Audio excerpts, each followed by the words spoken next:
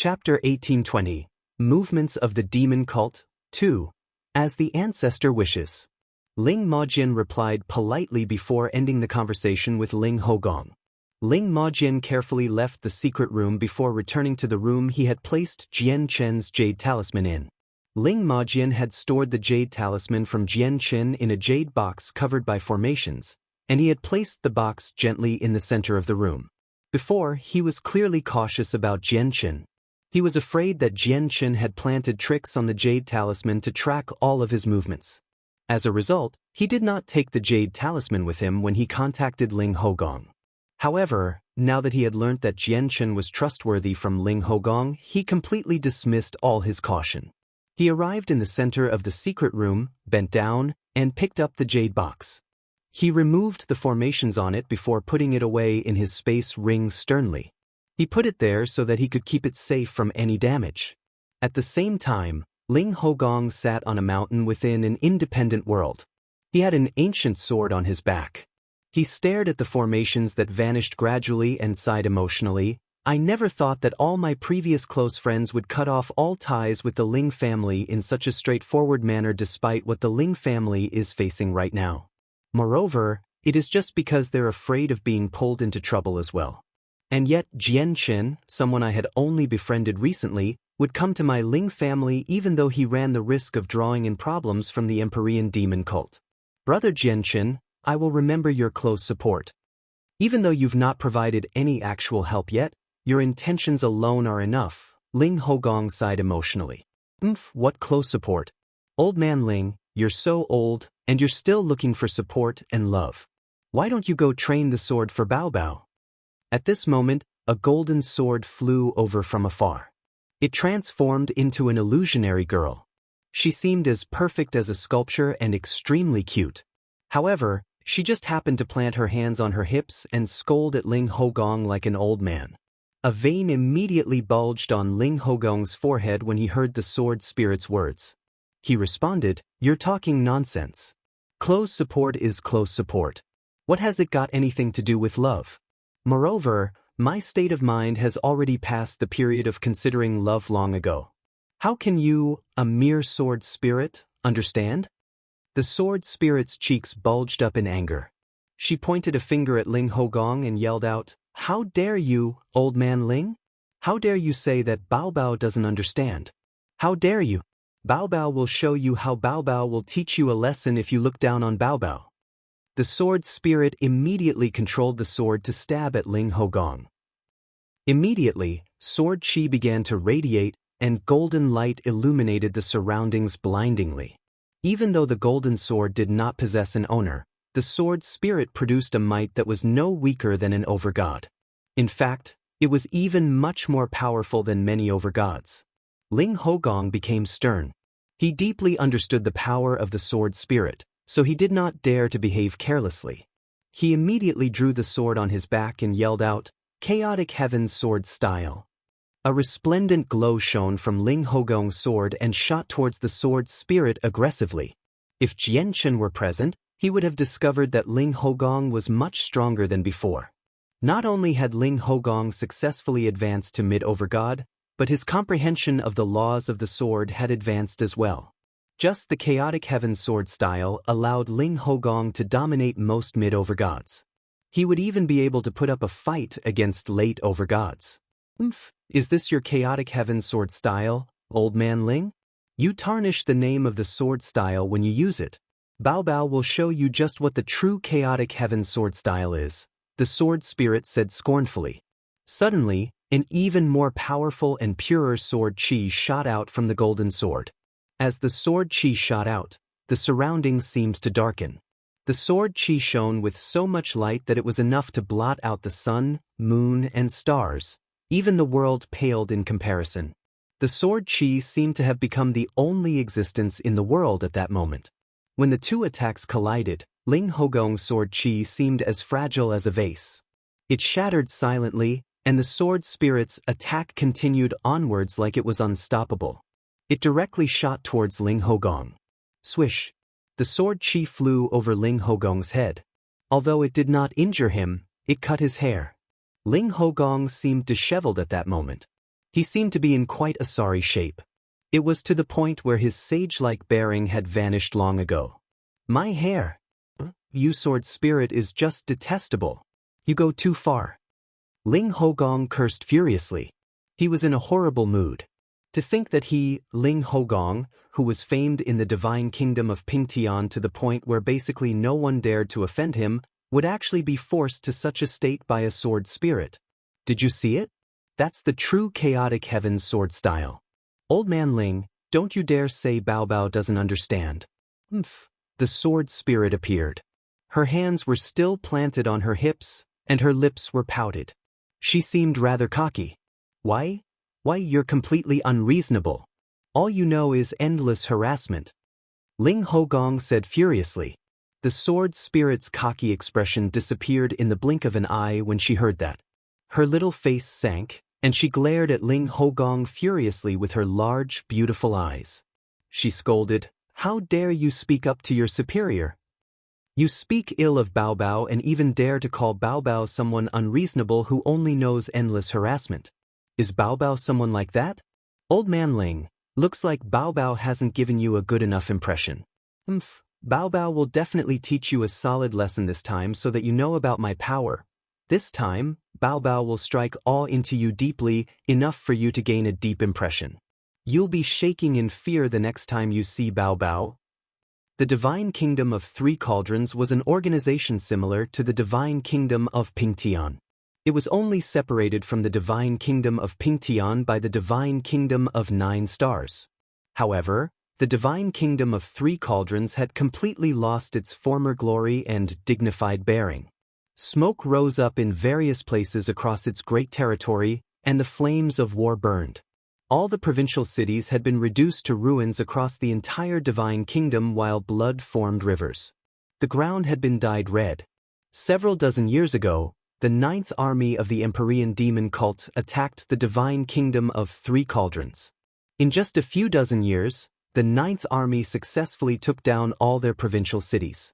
Their army directly crushed towards the royal capital, surrounding the place completely.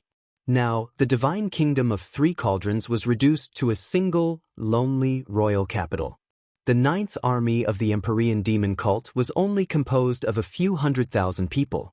This number was nothing before the Divine Kingdom of Three Cauldrons army that spanned into the hundreds of millions. However, it was this exact army that completely crushed the huge army of the Divine Kingdom. The 9th army basically approached the royal capital like a hot knife through butter. Chapter 1821, Movements of the Demon Cult, 3. Now, the remaining forces of the Divine Kingdom of Three Cauldrons were stationed in the royal capital. They used their powerful formations and the treasures of the kingdom to fend off the 9th army. They had reached a temporary stalemate. The remainder of the Divine Kingdom was extremely powerful with their formations and treasures. Even though the Empyrean demon cult was far stronger than the Divine Kingdom, they struggled to take the royal capital immediately. However, both the 9th army and the residual forces of the Divine Kingdom understood that this stalemate would not last for too long. It was only a matter of time before the 9th army completely destroyed the Divine Kingdom of Three Cauldrons. The news of the war between the Empyrean demon cult and the Divine Kingdom of Three Cauldrons had spread long ago. Even though many organizations found the Empyrean demon cult repulsive, they were all filled with a sense of helplessness from how powerful the organization was. As a result, even when the Divine Kingdom of Three Cauldrons had been completely surrounded by the Empyrean demon cult, even when the Divine Kingdom of Three Cauldrons requested for assistance, no one went to help them. This was because the Divine Kingdom of Three Cauldrons was up against the terrifying Empyrean demon cult. Even though they could easily hold off the 9th army or even destroy it if they worked together, no one dared to take action. There was still the 8th army and the 7th army after the 9th army. There was even the 1st army, which was enough to cause many people to pale in fear. As a result, many people sympathized with the Divine Kingdom of Three Cauldrons, but no one dared to do anything about it. At this moment, there was a reasonably sized military base 100 kilometers away from the royal capital. The base was not particularly big and dark clouds rolled in the sky above it. A demonic presence gathered there. Every single soldier in the base practiced extremely powerful and brutal demonic cultivation methods, so not only did they possess extraordinary cultivation levels, but their battle prowess was extremely great as well. It was exactly because of this that they could annihilate the gigantic army of the Divine Kingdom with just 100,000 people and make their way to the royal capital. There was a grand divine hall in the center of the base. The divine hall was completely red as if it had been covered in blood. A metallic smell of blood seemed to be present. Just standing outside the divine hall would be enough to overwhelm most people. At this moment, someone suddenly slammed a table heavily.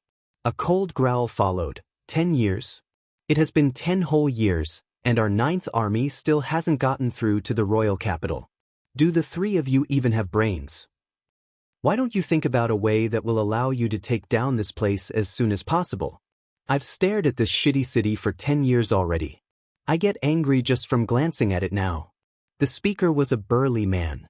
He currently sat on the commander's seat as he stared at the generals around him. The burly man was the commander of the 9th Army. He was known as the Blood God Hand, Yen Wuming. At the same time, he was an extremely powerful God King. The generals all became rather pale as they faced their furious commander. Clearly, they feared the commander very much, and their hair stood on end as a result. Yen Wuming. At this moment, a cold voice rang out in the hall. An illusionary and extremely handsome man in white robes appeared. The young man's face was slightly feminine. At first glance, he seemed like an indescribably handsome man, but looking at him again, he seemed more like an alluring beauty instead. If it were not for his chest, many people would have believed him to be a woman. Yen Wuming stared at the young man coldly, and the viciousness in his eyes did not decrease at all. His lips curled into a smile, and he said coldly, "I was wondering who bold enough to call me directly by my name had come. Turns out it's just Protector Zeng. Protector Zeng, you must not be bored enough to just come to check on what I'm doing since you projected yourself here from so far away. Hurry up and say what you need to say. Once you're done, get out of my territory." "Oof, Yen Wuming, so mighty of you. I'm a protector of the cult. I can go wherever I want where the 9 armies are present. Just you aren't enough to tell me what to do," Protector Zeng said coldly. "I don't have the time to bicker with you, you unmanly and unwomanly transgender. Hurry up and say what you have to say, then get out of here," Yen Wuming said impatiently as a vicious light flickered through his eyes. "You." Protector Zeng was furious, and his face paled as a result. He pointed at Yen Wuming angrily, but seeing how fearless Yen Wuming was, he did nothing in the end. Even if were present personally, he would not be Yen Wuming's opponent, not to mention the fact that he was only a soul projection right now. Sucking in a deep breath, Protector Zeng forcefully suppressed his anger and said coldly, "I've only come for one matter. Have you captured God King Duanmu's successor? Can't you see I'm invading the divine kingdom of 3 cauldrons? They have 3 God Kings. If I'm not watching over the entire operation, my 9th army would be reduced to a wreck by the 3 of them. Why the hell would I have the time to care about God King Duanmu's successor? Moreover, he's got nothing to do with me," Yen Wuming said coldly. Protector Zeng sneered. "Yen Wuming, I'll be honest, it's Vice Leader Huayan who cares about God King Duanmu very much. Before long, he'll emerge from seclusion. Once he finds out that God King Duanmu's successor is still alive and free, he'll lose his temper. I don't think that's something you can bear." Yen Wuming finally became stern. Clearly, he dreaded the vice leaders of the Empyrean demon cult very much. "Yen Wuming, I've brought the message. What you do is up to you. Farewell." With that, Protector Zeng vanished. Yen Wuming sat on the commander's seat emotionlessly. A light flickered through his eyes as he thought about what he should do. A while later, he passed an order to a general below him, "Lu Shan, take some people and go capture Ling Hogong for me." Chapter 1822, The Royal Capital of Pinyin. "Yes, sir." A general below stood up and dropped one knee to the ground, accepting the orders with courtesy. Lu Shan left the divine hall. Without any hesitation, he summoned his vice-generals. "General Lu, what's happening? Are we attacking the royal capital seeing how urgently you've summoned us?" Very soon, 2 burly men in tight, black robes strode over from afar as a demonic presence churned around them. Although they seemed like they were just strolling about leisurely, they could easily cross hundreds or even thousands of meters with each step. It was like the distance was nothing more than a few inches. They were still several kilometers away when they began talking, and it had taken them less than 5 seconds to finish their words. However, in just that short period of time, they had crossed the distance and appeared before General Lu Shan. You must have heard about the matter regarding God King Duanmu's successor. Just then, Protector Zheng personally came to ask about it in the form of a soul projection. As a result, the commander has ordered us to go to the divine kingdom of Pingtian to capture Ling Hogong. You two come with me, Lu Shan said to the two. Not only were these two his deputies, but they were also his brothers that had gone through thick and thin with him. Protector Zheng personally asked for this? Why do I remember that our commander has always been on bad terms with Protector Zheng? Why would he listen to him? One of the deputies asked in confusion after hearing Lu Shan's words. Lu Shan became stern and growled. Vice Leader Huai is about to emerge from seclusion. The expressions of the two deputies changed when they heard that. They could not help but become polite and show respect. We should not tarry then. General Lu, let's set off as soon as possible. Though this Ling Hogong sure has some prestige. He could raise the attention of Protector Zheng and even get our commander to order us personally to capture him. Now that we three overgods are moving out personally, Ling Hogong shouldn't be able to complain about dying in vain. The two deputies sneered as a vicious light shone in their eyes. On the roads that extended in all directions outside the majestic royal capital of the divine kingdom of Pingtian, many cultivators gathered daily. Merchants flowed in and out of the huge city gates. From time to time, there would even be luxurious carriages pulled by rare, invaluable beasts that slowly made their way towards the royal capital. Without a doubt, the people within those carriages were people with quite some power. However, regardless of the greatness of their backgrounds, flying was forbidden when entering the royal capital. Even the organizations with overgods were affected. This was all due to their respect towards the royal capital. Only god kings could ignore the rules and directly fly into the city. Hold on to it. That is your pass into the city. Remember, you have to pay 10 low-grade divine crystals for every day you spend within the royal capital. Otherwise, the guards of the city will take you away, a guard explained to Jianchen outside the city gates as he handed a medallion to Jianchen. Jianchen entered the city after taking the medallion. What dense origin energy! Compared to the provincial city of the Dong'an province, it's several times more. Not only is there quite a large vein of divine crystals below the royal capital, but there are also formations in the city that draw over all the origin energy in the surrounding radius of 10,000 kilometers. What extravagance! Jianchen strolled through the streets of the royal capital as he observed the surroundings in interest and studied the layout of the city. Now that his comprehension of the laws of the sword had reached the level of late overgod, his perception was far greater than before. He could see through many hidden things with just a single glance. The entire city is enveloped by an extremely vast formation. Every single street and store is connected to the formation, causing the entire city to become as tough as steel. Even battles between overgods would not be able to create any damage to the structures in the city. The huge formation has already reached the level of god kings. Only god kings can smash through it. And aside from the defensive formations, there's also trapping and killing formations in there. With these formations, even god kings would probably fail to leave unscathed if they came to make trouble. Jianchen marveled from the bottom of his heart. The royal capital was so powerful that it made him sigh emotionally after seeing it. He thought about how he would be truly free of worries if the formations of the provincial city in the Dong'an province were so powerful. At this moment, Jianchen came to a halt. He casually glanced past a building that he was about to pass by, and he immediately caught sight of the 3 words, True Sword Pavilion. They were written in a fancy font. Vaguely, a sharp sword chi seemed to surge out.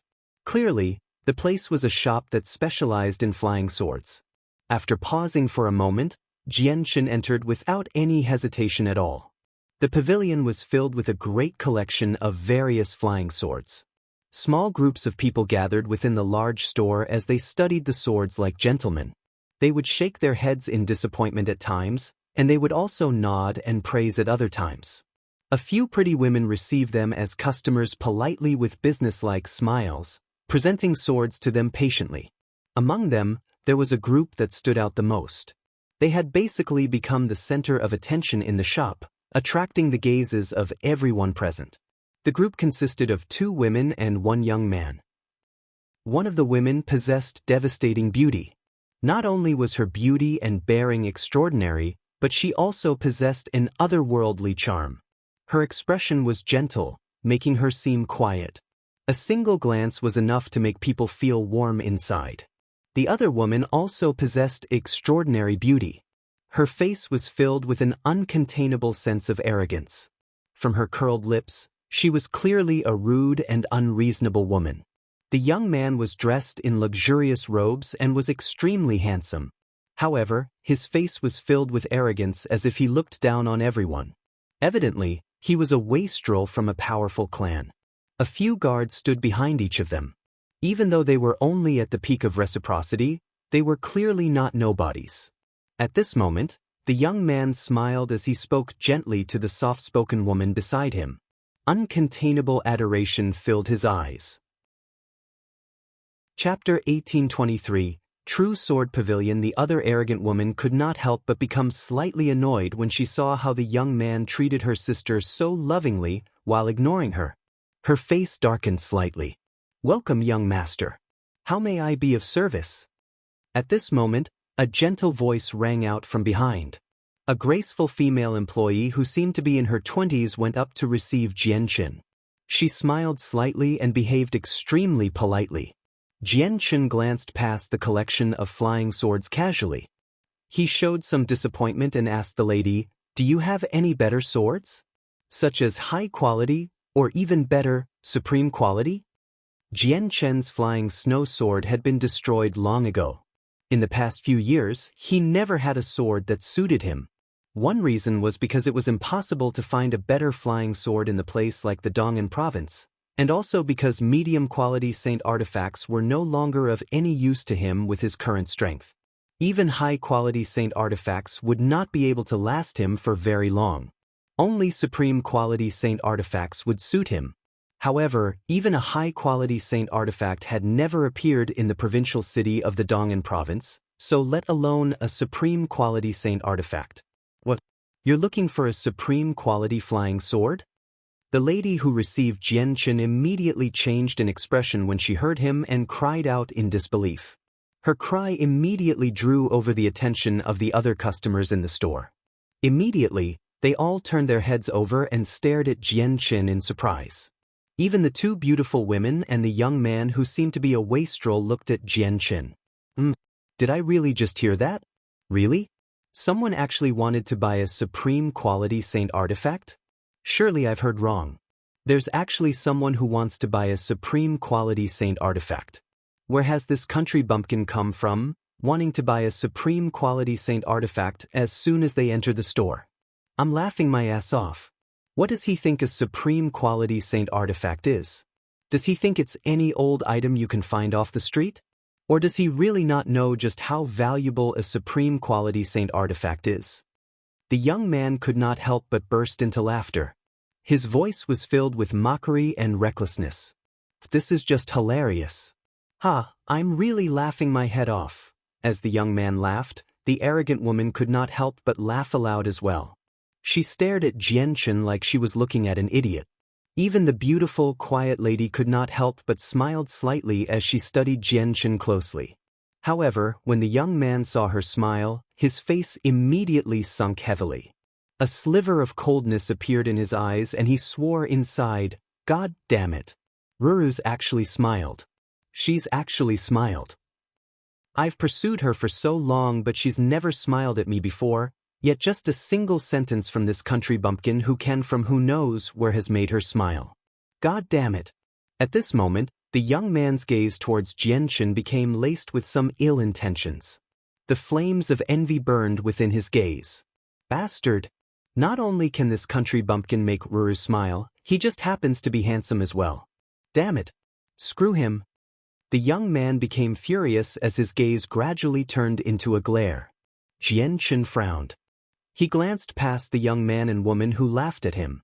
At the same time, he realized inside that he had probably underestimated the value of supreme quality saint artifacts. Don't you have any supreme quality saint artifacts for sale here at all? Jian-Chen asked the lady. The lady looked at Jian-Chen strangely. Even though she had already labeled Jian-Chen as a person who definitely did not come to buy swords, she still replied politely, "Young master, I must disappoint you. There are indeed no supreme quality saint artifacts here. Let alone our true sword pavilion, probably even the entire kingdom doesn't have any place that sells it. This is because probably only the divine king His Majesty possesses a supreme quality saint artifact." Supreme quality saint artifacts are actually that valuable? Jian-Chen murmured. His breath had been taken away secretly. The value of supreme quality saint artifacts far exceeded what he anticipated. The lady who received Jian-Chen rolled her eyes when she heard what he had said. She felt extremely miserable inside. He actually did not even know the value of a supreme quality saint artifact and still wanted to buy it. Was he not the standard country bumpkin? He doesn't have any idea just how valuable a supreme quality saint artifact is. He has no idea about them and probably hasn't even seen one in his life before, yet he dares to speak so boldly that he wants to buy one? I'm laughing my head off. This is the first time I've seen someone so queer in my entire life. He probably doesn't even have the power to use a supreme quality saint artifact if he really did get his hands on one. The arrogant woman giggled as disdain filled her eyes. Jian-Chen frowned. Even with his current level of cultivation, he had no interest in fussing over things with a mere deity. However, after being made fun of time and time again, no one could remain in a good mood. He immediately stared at the woman coldly and said nonchalantly, "Lady, whether I've seen a supreme quality saint artifact or not doesn't seem to have anything to do with you. Even if I really can't use one, what has it got to do with you?" The arrogant woman glanced at Jian-Chen with deep disdain. She did not reply to him, as if Jian-Chen had no right to hold a conversation with her. She turned towards the soft-spoken woman beside her and said, "Sister Ru, let's go. Let's ignore this country bumpkin. No matter how handsome he appears to be, he can't hide the truth of being a country bumpkin." The arrogant woman paused there and glanced at Jian-Chen again with disdain. She continued, "Even if it's all acting, it'll explain that he has other intentions for everything he's done. Without a doubt, that intention would be to attract Sister Ru's attention, or even try steal Sister Ru's heart slowly. But he's underestimated Sister Ru far too much. Does he think that his petty tricks can get past us? Instead, he's only worsening his impression." The arrogant young man nodded constantly. He said, that's right. Xiao Shui's very correct. We've seen all the swords on the ground floor. They're not suitable for you. Let's go to a higher floor instead. Maybe we can find a suitable sword for you there." The young man did not want to remain on the same floor as Jian-Chen any longer. As soon as he thought of how the country bumpkin had made Ruru smile, he felt greatly threatened, regardless of why Ruru had smiled. Chapter 1824. A member of the Yang family, he would not have minded it too much if that country bumpkin was nothing too special in terms of appearance, but he just happened to be even more handsome than himself. He felt even more unhappy when he sensed the great confidence that the country bumpkin exuded. The girl called Ruru nodded gently. She seemed gentle and quiet such that all her actions made her seem like the daughter of a large family. She did not give off any sense of arrogance. After staring at Jian-Chen again to study him, she went upstairs with the other two. The young man just happened to see Ruru's actions, so his face immediately became even uglier. He glared at Jian-Chen angrily before going up. Jian-Chen completely ignored all of this. With his increase in strength, his mental state had changed gradually as well. The wastrel from a large family who was only a deity at most just seemed like an immature child in his eyes. Was an adult supposed to get into an argument with a child after being insulted? That would just be petty. Moreover, he knew that he really had been a little too abrupt in asking for a supreme quality saint artifacts as soon as he made it through the door. "Then do you have any high-quality flying swords?" Jianchen asked again. He could only change his request seeing how supreme quality flying swords were unavailable. The lady who received Jianchen glanced at the few people who had already gone upstairs. All of their backgrounds were terrifying. Clearly, she had become slightly impatient towards Jianchen's question, but she did not show it at all, as she had gained a rough idea that Jianchen had probably mentioned supreme quality saint artifacts to attract the attention of the girl called Ruru. Now that he asked about high-quality saint artifacts, it was probably an excuse so that he could go upstairs as well.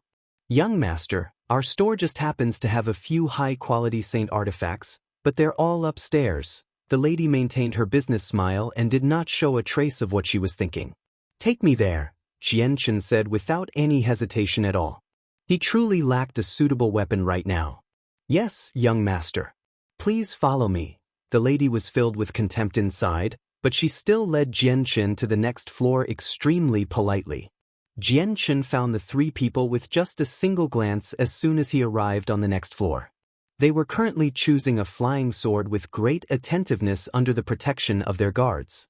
The three people clearly discovered Jianchen as well. The young man's face immediately sank, and he roared out furiously, "Brat, you really know how to stick around. You're following us wherever we go. If you're clever, piss off, or don't blame me for being impolite." The young man believed that everything that had happened with Jianchen was a coincidence back on the first floor. However, after listening to the arrogant woman's words, he partially believed that Jianchen had only come to the True Sword Pavilion to draw Ruru's attention. In fact, he had hurriedly proceeded to the next floor with Ruru so that Jianchen would not be able to capture her attention too much. However, he never thought that Jianchen would actually follow them up as soon as they went to the next floor. It only consolidated his thoughts. He believed that Jianchen had come for Ruru. Ruru was his beloved goddess. How could he let someone that was just as handsome as him garner her attention? As a result, he made up his mind to not let Jianchen stay no matter what. The arrogant woman also showed some impatience when she saw Jianchen come up as well. However, she then seemed to think of something.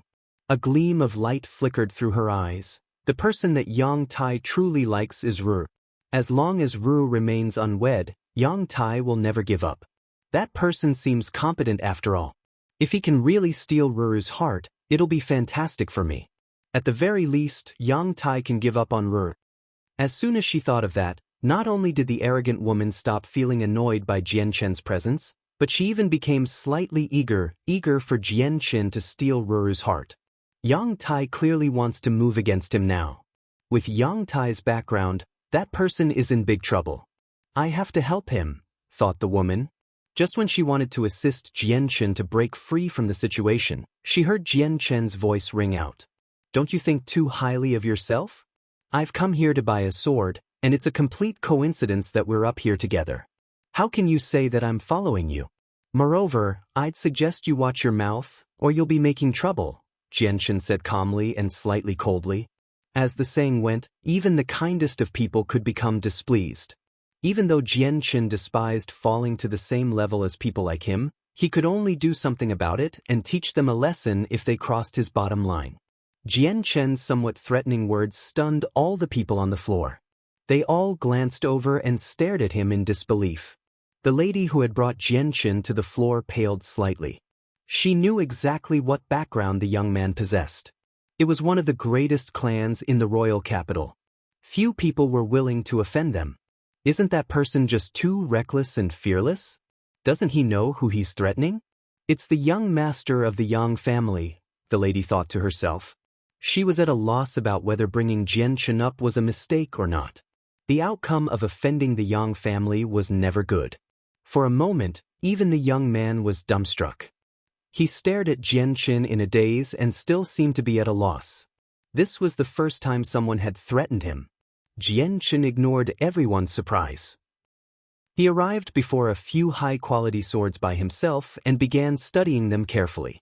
He could tell with a single glance that there were only 4 high-quality flying swords on the floor. Although there were quite a few other swords, they were all medium quality. At the same time, 2 of the 4 high-quality swords possessed an attribute.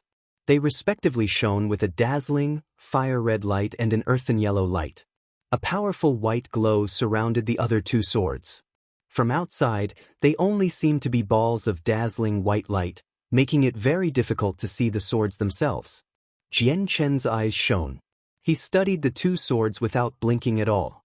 He was able to see through the light emitted and observe the swords hidden inside extremely clearly. How much for this sword? Jian Chen pointed at one of the high-quality swords and asked the lady serving him. It was also at this moment that Yang Tai finally returned to his senses. His face sank and he became furious. He pointed at Jian Chen and bellowed out, "How dare you threaten me? Do you know who I am?" As Yang Tai called out, the guards he had brought with him began to move as well. They all surrounded Jian Chen and glared at him viciously. Although they were only at the peak of reciprocity, even a few deities or gods would not dare to touch them in the royal capital. This was because touching them would be offending the Yang family. And the Yang family was a clan that was particularly prideful. Chapter 1825. The Flying Sword, Startling Rainbow, Bring me his tongue. I don't want him to be able to speak after today. Then break his limbs and take him back to the clan. I want him to understand the consequences of threatening me, Yang Tai ordered the guards. Yes, young master. The guards all responded. Cold light flickered through their eyes as they moved against Jian Chen in an attempt to capture them. All of them were extremely well trained. They worked together extremely cohesively. Clearly, they had done similar things countless times before. However, just when their hands were about to touch Jian Chen, a stream of white light flickered. The white light was extremely small. It was only the size of a finger, but it appeared at an unbelievable rate.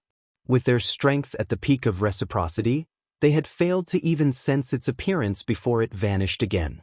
In the next moment, all the guards felt a heart-wrenching pain from their arms. They could not help but cry out miserably. Blood spurted out like fountains from where their shoulders were. The guards had all lost their arms, having been severed unknowingly. The eyes of the people on the floor all narrowed before widening. They stared at the armless guards in disbelief. They were all filled with shock. At the same time, they also experienced some confusion and doubt. None of them were powerful. Apart from the girl called Ruru, who was an early deity, everyone else was at reciprocity. They were unable to sense the appearance of the light at all with their strength. As a result, they had no idea just how the guards had lost their arms. They only saw the guards reach out towards Jian Chen. However, just before their arms were fully extended, their arms tore free from their bodies without any prior signs at all. The limbs directly fell to the ground. It was extremely strange. Only the girl called Ru managed to sense the flash of white light with her strength as a deity. Disbelief filled her eyes. She stared at Jian Chen without blinking at all as he remained standing there in his white clothes. He remained composed. She also failed to see Jian Chen do anything. As a matter of fact, Jian Chen had not even moved a finger from what she could see. However, she clearly knew that the severed arms of the guards were directly related to Jian Chen. The guards all paled and shrieked out in pain. Combined, their voices were deafening. Let alone the entire store, but even the people outside on the streets could hear their shrieks clearly. Jian Chen frowned. If you want to shriek, go downstairs. Don't get in the way of me buying a sword. With that, Jian Chen kicked out a few times without any mercy at all, sending the guards out of the window as if they were unwanted. They landed on the street outside heavily. His actions immediately caused the lady who served him to pale. She thought, "That's it, I'm done for." This person has completely offended the Yang family. The Yang family will never just leave the matter like this. Although it has got nothing to do with me, I was the one who brought him upstairs after all. Even I probably won't be able to avoid the punishment of the Yang family. Why, you actually injured my guards. Do you know who I am? I am the young master of the Yang family. Yang Tai paled in anger as he pointed at Jian Chen. He was absolutely furious. The Yang family? Jian Chen's expression remained the same. He could not help but study the young man carefully. He asked, "Is it Yang Kai's clan?" Yang Tai's face lit up when he heard that. He thought that Jian Chen was afraid now, so pride immediately filled his face. He said arrogantly, That's right, Yang Kai is my great-grandfather. Looks like you haven't exactly been living under a rock, seeing how you know about my great-grandfather. If you're clever, kneel immediately and lower your head 9 times to the ground. I won't make things difficult for you today. Yang Tai could only be blamed for failing to see the small details here. He failed to see how Jian Chen remained completely the same when he mentioned Yang Kai's name. Jian Chen's expression did not change at all. He did not reveal even a trace of fear. He even mentioned Yang Kai's name directly without adding something like senior, as other people would. Your great-grandfather does indeed have some strength, but who knows just how many people are more powerful than your great-grandfather. There are some people that you can't afford to offend. You'll only end up slaughtered, Jian Chen said calmly. His voice was somewhat cold as he continued, I'll let you go this time because of your great-grandfather, but only this one time. That's right. There are many people far more powerful than my great-grandfather in the world, but you're not one of them. Moreover, you don't even have the right to talk to me with your lowly status. However, I will remember what you said today. I would like to see just how much longer you can continue to act so arrogantly, Yang Tai said angrily. He knew that he was not Jian Chen's opponent, so he could only return and rally some other people. Afterwards, he turned towards Ruru and said, Ruru, let's go. Young Master Yang, I still haven't chosen my sword yet. You can go back first, the gentle Ruru said to Yang Tai. Yang Tai's face immediately became extremely ugly. Waving his sleeve, he turned around and left with a sunken face. Yang Tai, wait for me. The arrogant woman bid farewell to Ruru in a hurry and immediately chased after Yang Tai with her own guards. How much for this sword? Jian Chen looked at the sword that had caught his attention again and repeated the question to the lady serving him. The lady stood by Jian Chen's side. At this moment, she was tempted to break into tears. She no longer cared about whether Jian Chen had really come to buy a sword or not. Even though she would receive a significant reward if she really sold a high-quality flying sword, she no longer cared about that now. She only wished for Jian Chen to leave sooner and draw away the Yang family's attention. The true sword pavilion did not fear the Yang family with their background, but she was just an employee without any background at all. It was also her who brought Jian Chen upstairs.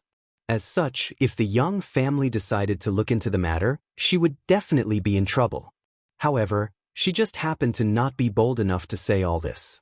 Her customer was a person who did not even fear the Yang family, so he definitely came from a large clan as well. She could not afford to offend someone like that either. Young master, the flying sword is called Startling Rainbow. Its price is 6 million high-grade divine crystals, the lady said uneasily. What? 6 million high-grade divine crystals? Jian Chen was shocked when he heard the price. When he bought the flying snow sword in the Dong'an province, it was only 100,000 mid-grade divine crystals. Chapter 1826, Greedy the flying snow sword was a medium-quality saint artifact, while the startling rainbow sword was only a high-quality saint artifact. They were only a single tier apart, but the price was several hundred times more. This shocked Jian Chen very much. Jian Chen stared at the sword that was surrounded by dazzling light and sword qi. He fell silent in that moment as the light in his eyes flickered. He was hesitating.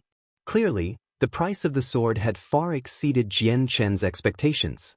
It actually required a terrifying amount of 6 million high-grade divine crystals. They were high-grade, nothing like mid- or low-grade divine crystals.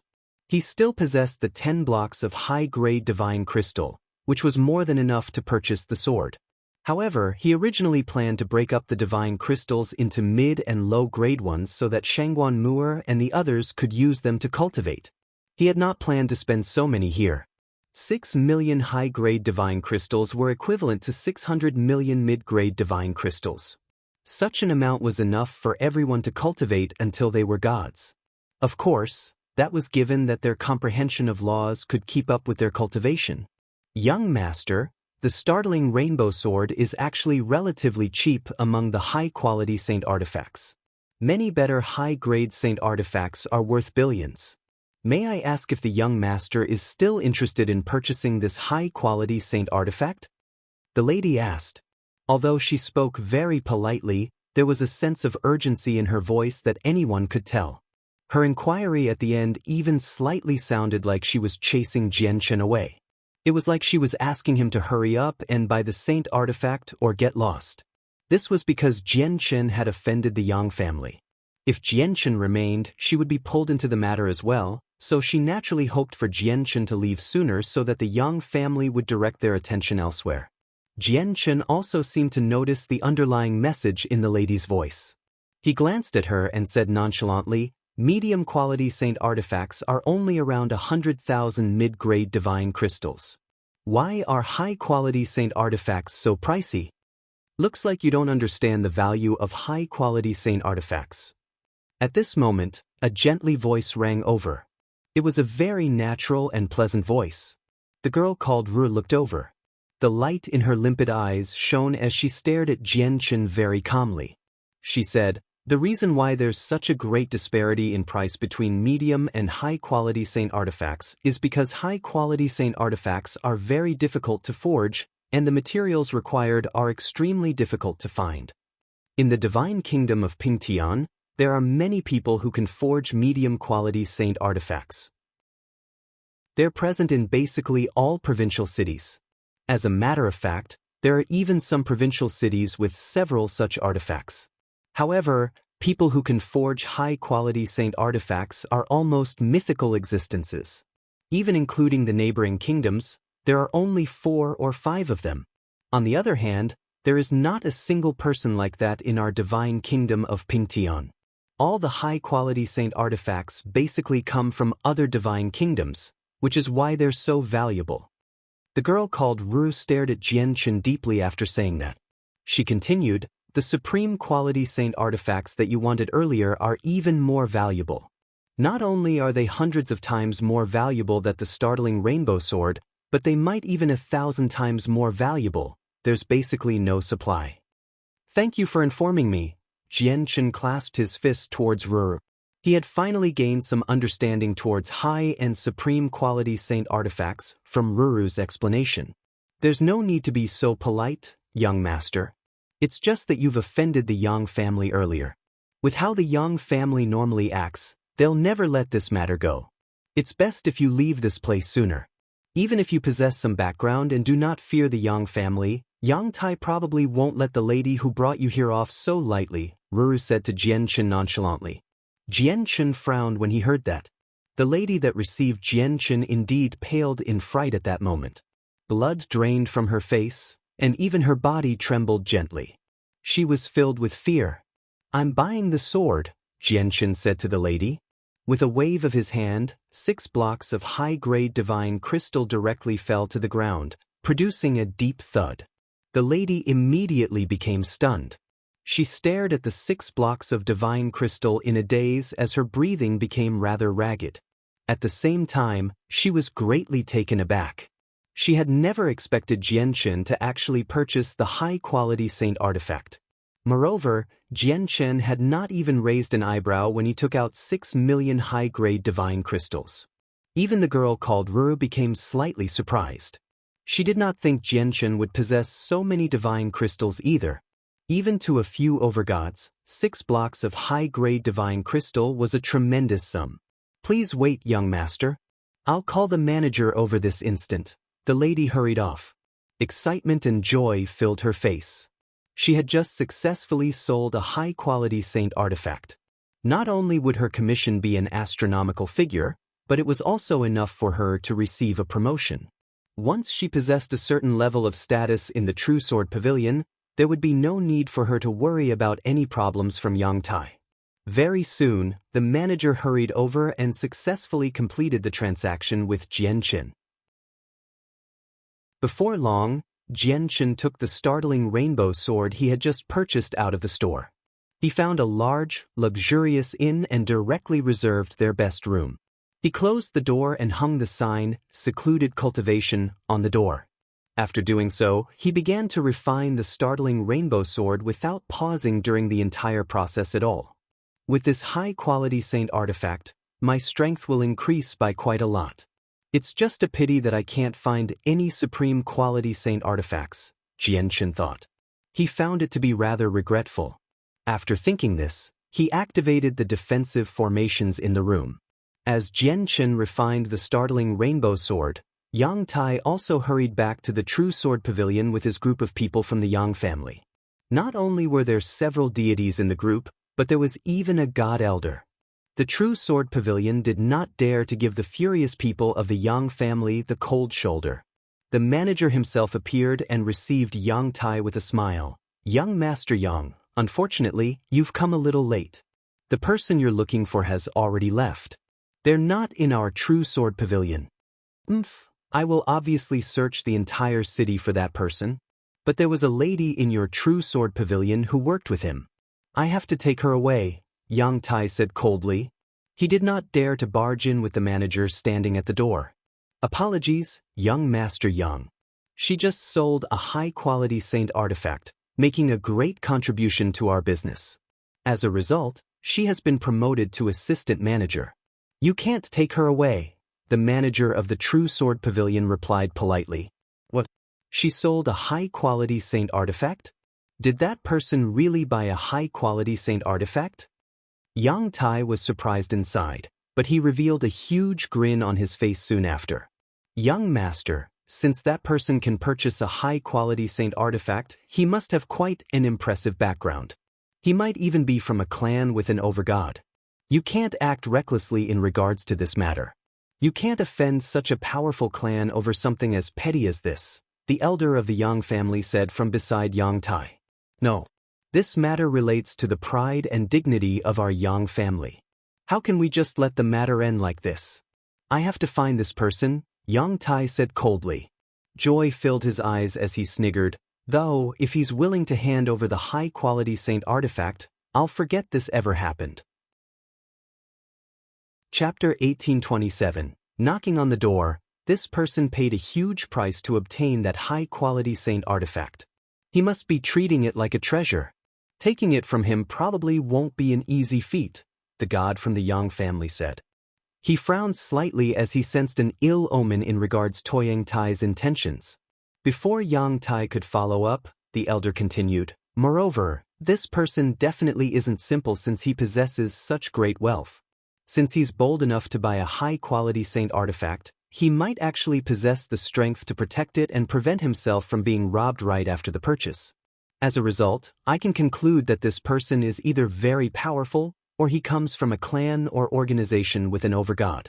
I just wonder which clan he is from." "Young Master, high-quality saint artifacts are valuable, but it's just not a smart choice to offend a clan with an overgod over something like this," the elder of the Yang family analyzed sternly. He did all that he could to persuade Yang Tai to not make trouble with Jian Chen. This was because he understood that the only people who were bold enough to buy a high-quality saint artifact before the eyes of the public either suffered from mental issues or possessed great confidence.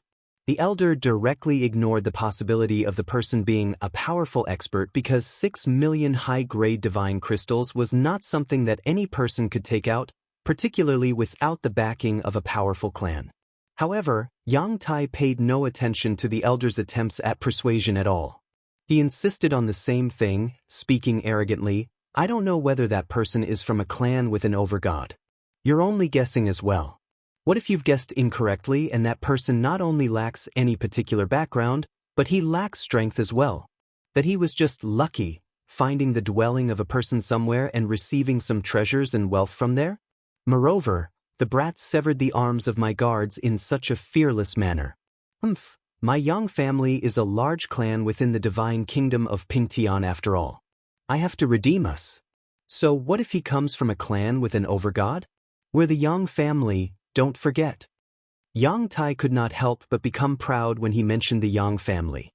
The Yang family really did possess an extremely great status in the divine kingdom of Pingtian due to the existence of their ancestor. All the clans with overgods in the divine kingdom possessed some fear towards the Yang family. This was all because the ancestor of the clan was a late overgod, possessing status only second to the divine king and the grand imperial protector. Afterwards, Yang Tai immediately passed down orders to search for Jian Chen.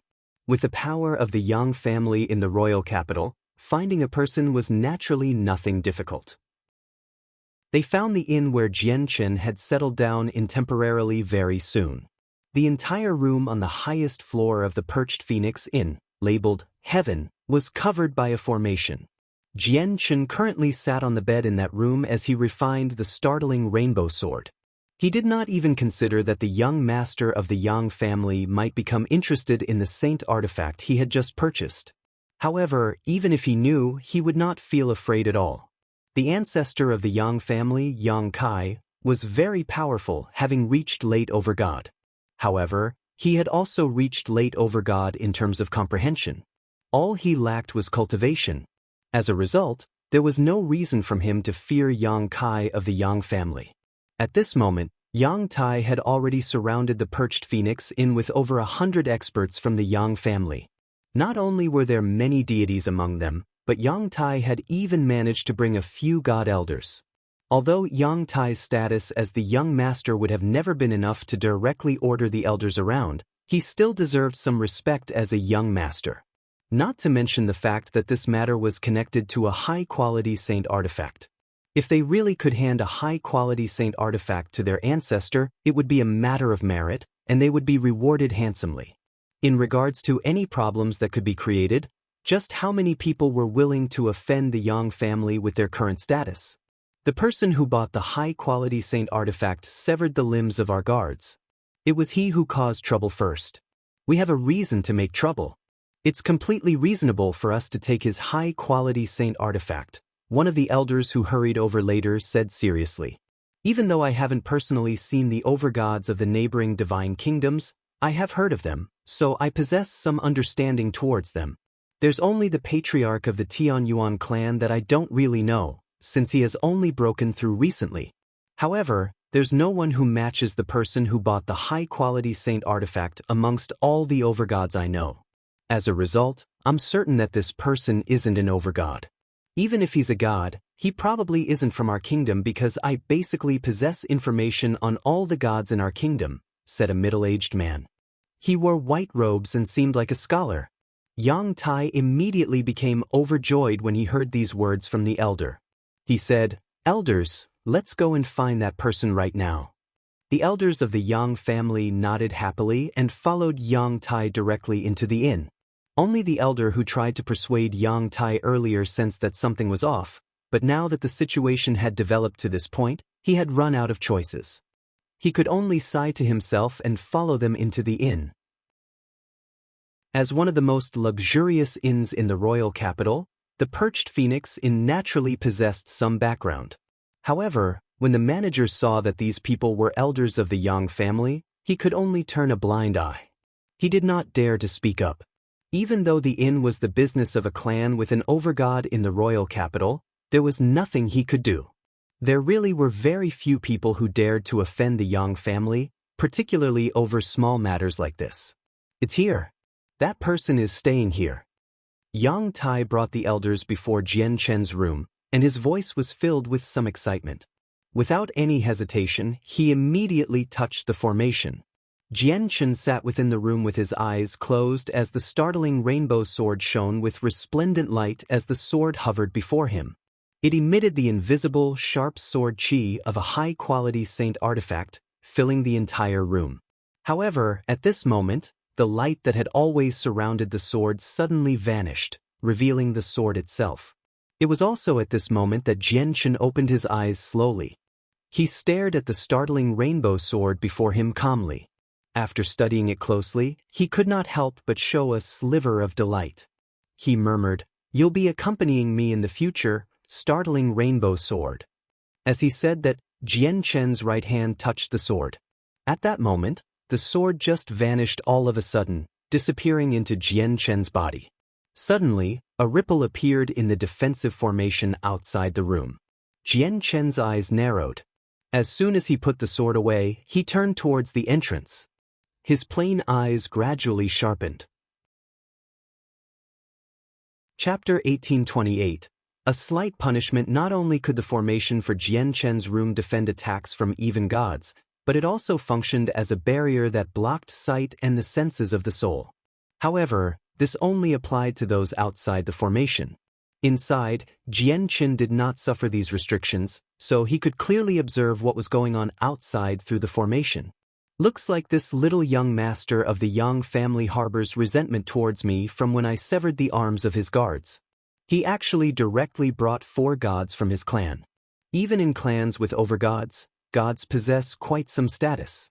They're usually elders and stand above everyone else, receiving the respect of everybody. Yang Tai only suffered a slight embarrassment in the True Sword Pavilion, and he immediately brought 4 gods with him. Looks like they haven't come with good intentions. They probably want to redeem themselves. Are the people of the Yang family really so stubborn over such a worthless matter, where they are willing to send over so many people for just a wastrel? Jianqin thought. He had seen the ancestor of the Yang family, Yang Kai, in God King Duanmu's dwelling in the past. He was a very powerful overgod, having reached late overgod. He was one of the most powerful people among the several dozen overgods who entered the dwelling previously. Although he was not on any particularly good terms with Yang Kai, he was not on any particularly bad terms either. As a result, he was rather unwilling to fall out with him over these petty matters. The Yang family was one of the greatest clans in the divine kingdom of Pingtian after all. It was a clan that stood in the same divine kingdom as his Tianyuan clan. For the Tianyuan clan, he was naturally unwilling to offend other clans with overgods for no reason, as it would lead to troubles for the clan. After all, it was impossible for him to remain in the Tianyuan clan forever. He would leave one day. Of course, it was a whole new story if they came to provoke him time and time again. Jianqin was unwilling to create trouble for the Tianyuan clan, but he was not someone who feared matters like that. He would face these problems head-on when they came. With a wave of his hand, Jianqin opened the defensive formation around the room. As soon as the formation was removed, the people from the Yang family learnt of it. They all beamed with joy, appearing to be extremely excited. It was as if they could already see a high-quality saint artifact before them. Yang Tai and the god elders immediately entered the room, while the deities stood guard outside. Among the 4 elders, one of them closed the door behind him as soon as he stepped in. However, he felt that this still was not enough, so he immediately cast down a formation around the room. Only after that did the elders nod in satisfaction. They felt like the operation this time could not fail. The high-quality saint artifact was basically theirs. Jianqin calmly remained on his bed for the entire time. He watched everything unfold nonchalantly. However, his cold gaze explained what he currently felt. He felt nowhere near as calm as he appeared on the surface. They behaved so cautiously and came with ill intent. They definitely came for his sword. Fortunately, it was Jianqin who sat there today. He felt no fear towards the Yang family. If it were another person who was not an overgod, the outcome would be as clear as glass. Brat, I never thought that we'd see each other so soon. Yang Tai glared at the seated Jianqin as he sneered. Jianqin directly ignored Yang Tai. He glanced past the gods of the Yang family and asked calmly, "You must have come for the high-quality saint artifact, right?" Seeing how Jianqin did not even look at him, Yang Tai immediately became furious as he always placed great focus on his status. Before the elders could say anything, he directly called out coldly, "Brat, this is what you get for offending me. That's right, we've come this time for the startling rainbow sword, and it won't be just the sword this time. We'll be taking you with us as well." Jianqin immediately frowned.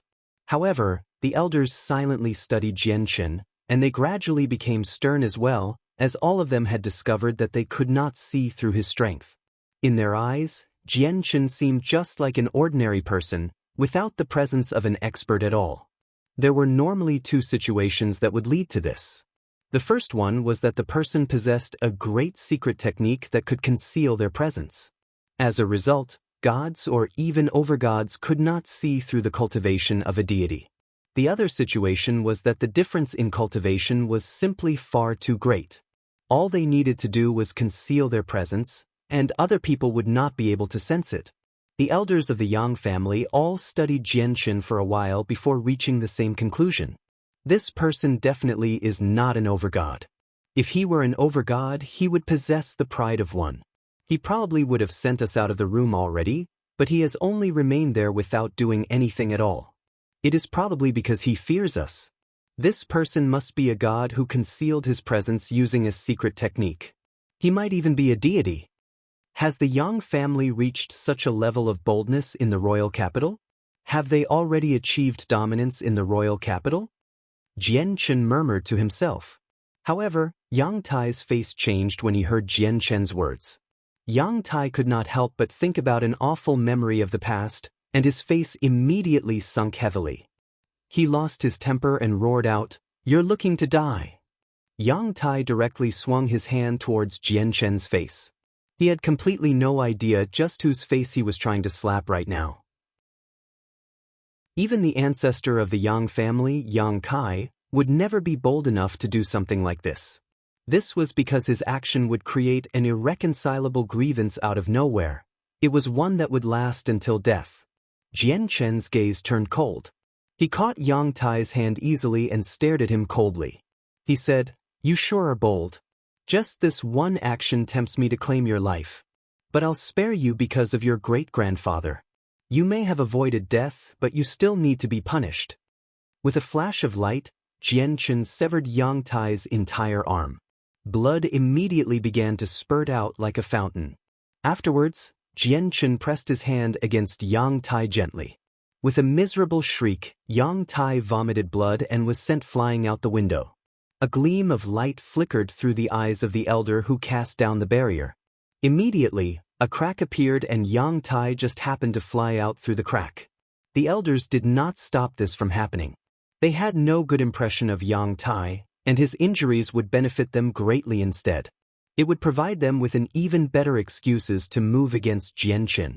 Once they brought the high-quality saint artifact back to the clan, even if the overgod behind this person came, they could use Yang Tai as an excuse for everything they did and avoid trouble.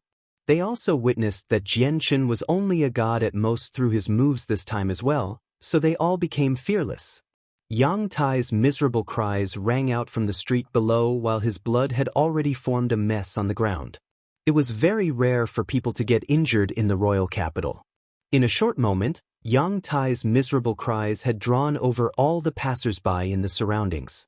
Very soon, a large group of people gathered. They all pointed at Yang Tai, who was rolling in pain on the ground, and discussed softly. Isn't that the young master of the Yang family, Yang Tai? How has he ended up like that? Who is it that is bold enough to cut off the young master of the Yang family's arm? It doesn't matter who the person in the perched phoenix inn is, they're in deep trouble, he deserves it. Who knows just how many innocent girls lost their lives due to the young master of the Yang family. Now that he has ended up like this, he really does deserve all of it. The guards of the royal capital will arrive very soon. Yang Tai really is annoying sometimes. There really isn't a reason to blame you, except for the fact that he's the young master of the Yang family, after all. For the sake of the Yang family's dignity, we can't just drop this matter here. If the matter causes a large ruckus and attracts the attention of the ancestor, it'll be horrible. In the entire divine kingdom, there's probably no one, apart from the commander of the Royal Divine Army, Xian Do, and the patriarch of the Tian Yuan clan from the Dong'an province, who can endure his anger. The barrier closed up again and isolated any sounds in the room. The god who had cast down the formation smiled as he continued to speak, acting like he was completely concerned for Jian Chen. However, I think we can become friends fast. Seeing how you've fallen under so much trouble, I'm willing to assist you in getting through it all. I just hope that you can cooperate. Chapter 1829. Jian Chen's bottom line. Jian Chen sneered when he heard the elder's words. He stared at the elder as if he was deep in thought and calmly said, "May I ask what this old mister is speaking of exactly by cooperating?" The old man was extremely experienced in life. Naturally, he noticed the faint sarcasm in Jian Chen's voice, but he did not mind at all. He smiled, "It's nothing difficult for you. All you need to do is hand over the high-quality saint artifact, the startling rainbow sword you just purchased from the True Sword Pavilion. Only that will be enough for you to make up for your mistake of cutting off the young master's arm. Of course, I understand that you've paid quite a hefty price to buy the saint artifact. However, you have to understand just who you've offended this time. It's the young master of the Yang family. As a powerful clan within the divine kingdom of Pingtian, the Yang family naturally places much emphasis on their pride. As a matter of fact, they cannot allow any provocation to happen at all, and your actions today have gone far beyond mere provocation. If this matter isn't handled correctly, you'll become an enemy of the Yang family. Not only will you struggle to escape from the royal capital, but even the clan behind you will be dragged into the matter. Let alone the fact that no one dares to provoke the Yang family in the divine kingdom. We're famed even across the neighboring divine kingdoms. The old man smiled. As soon as he mentioned the possibility of becoming an enemy of the Yang family, he felt like victory was already in reach. He believed Jianchen was done for. The Yang family really did possess such prestige and power. And this was all because of their late overgod ancestor, Yang Kai. I never thought that the glorious Yang family of the divine kingdom of Pingtian would do something like this. But do you really think I would just hand over the sword I spent 6 million high-grade divine crystals to purchase? Jianchen asked. The old man smiled confidently, and his tone gradually became forceful as well. Brother, you've offended the Yang family, so you must hand over the sword. Otherwise, the Yang family will not let you leave the city. Elder Ma is right. Sir, it's best if you hand over the startling rainbow sword. We'll be able to guarantee you that the Yang family won't look into the matter of the young master's severed arm. Otherwise, we'll just have to make it difficult for you and make you come with us to the Yang family, a second elder spoke out. He was also an old man, and he looked at Jianchen with hostility. High-quality saint artifacts are precious, but if you can't even keep your life intact, is there still any use for such a great weapon? Brother, you better think it through. After all, the Yang family is not to be trifled with. Even if you don't care for your life, you have to think about your clan. If you happen to anger the Yang family, and they directly wipe out your clan, it'll be horrible, the scholarly, middle-aged man chimed in as well. He smiled and spoke calmly. However, there was a sense of coldness present in his voice. Only the last elder from the Yang family remained silent. He was the one who had followed Yang Kai to the True Sword Pavilion and tried to persuade him otherwise. His old eyes always remained fixed on Jianchen. He felt that the person before him was nowhere as simple as the other elders believed him to be. Wipe out my clan? Jianchen murmured, and his face gradually sank. Killing intent began to seep out from his eyes, and he did not make any effort to conceal it at all. If the three elders had only threatened Jianchen himself, he would have never reacted so violently. However, they never ever should have threatened his clan. Not only were members of his family in his clan, but there were also his friends that he had gone through life and death with. They were Jianchen's soft spot, as well as a bottom line that could not be crossed. Sensing the icy cold killing intent from Jianchen, the four elders in the room looked at each other, and they all became extremely stern. The killing intent had actually made them shiver. Through the killing intent, the four of them gained a rough understanding of Jianchen's strength.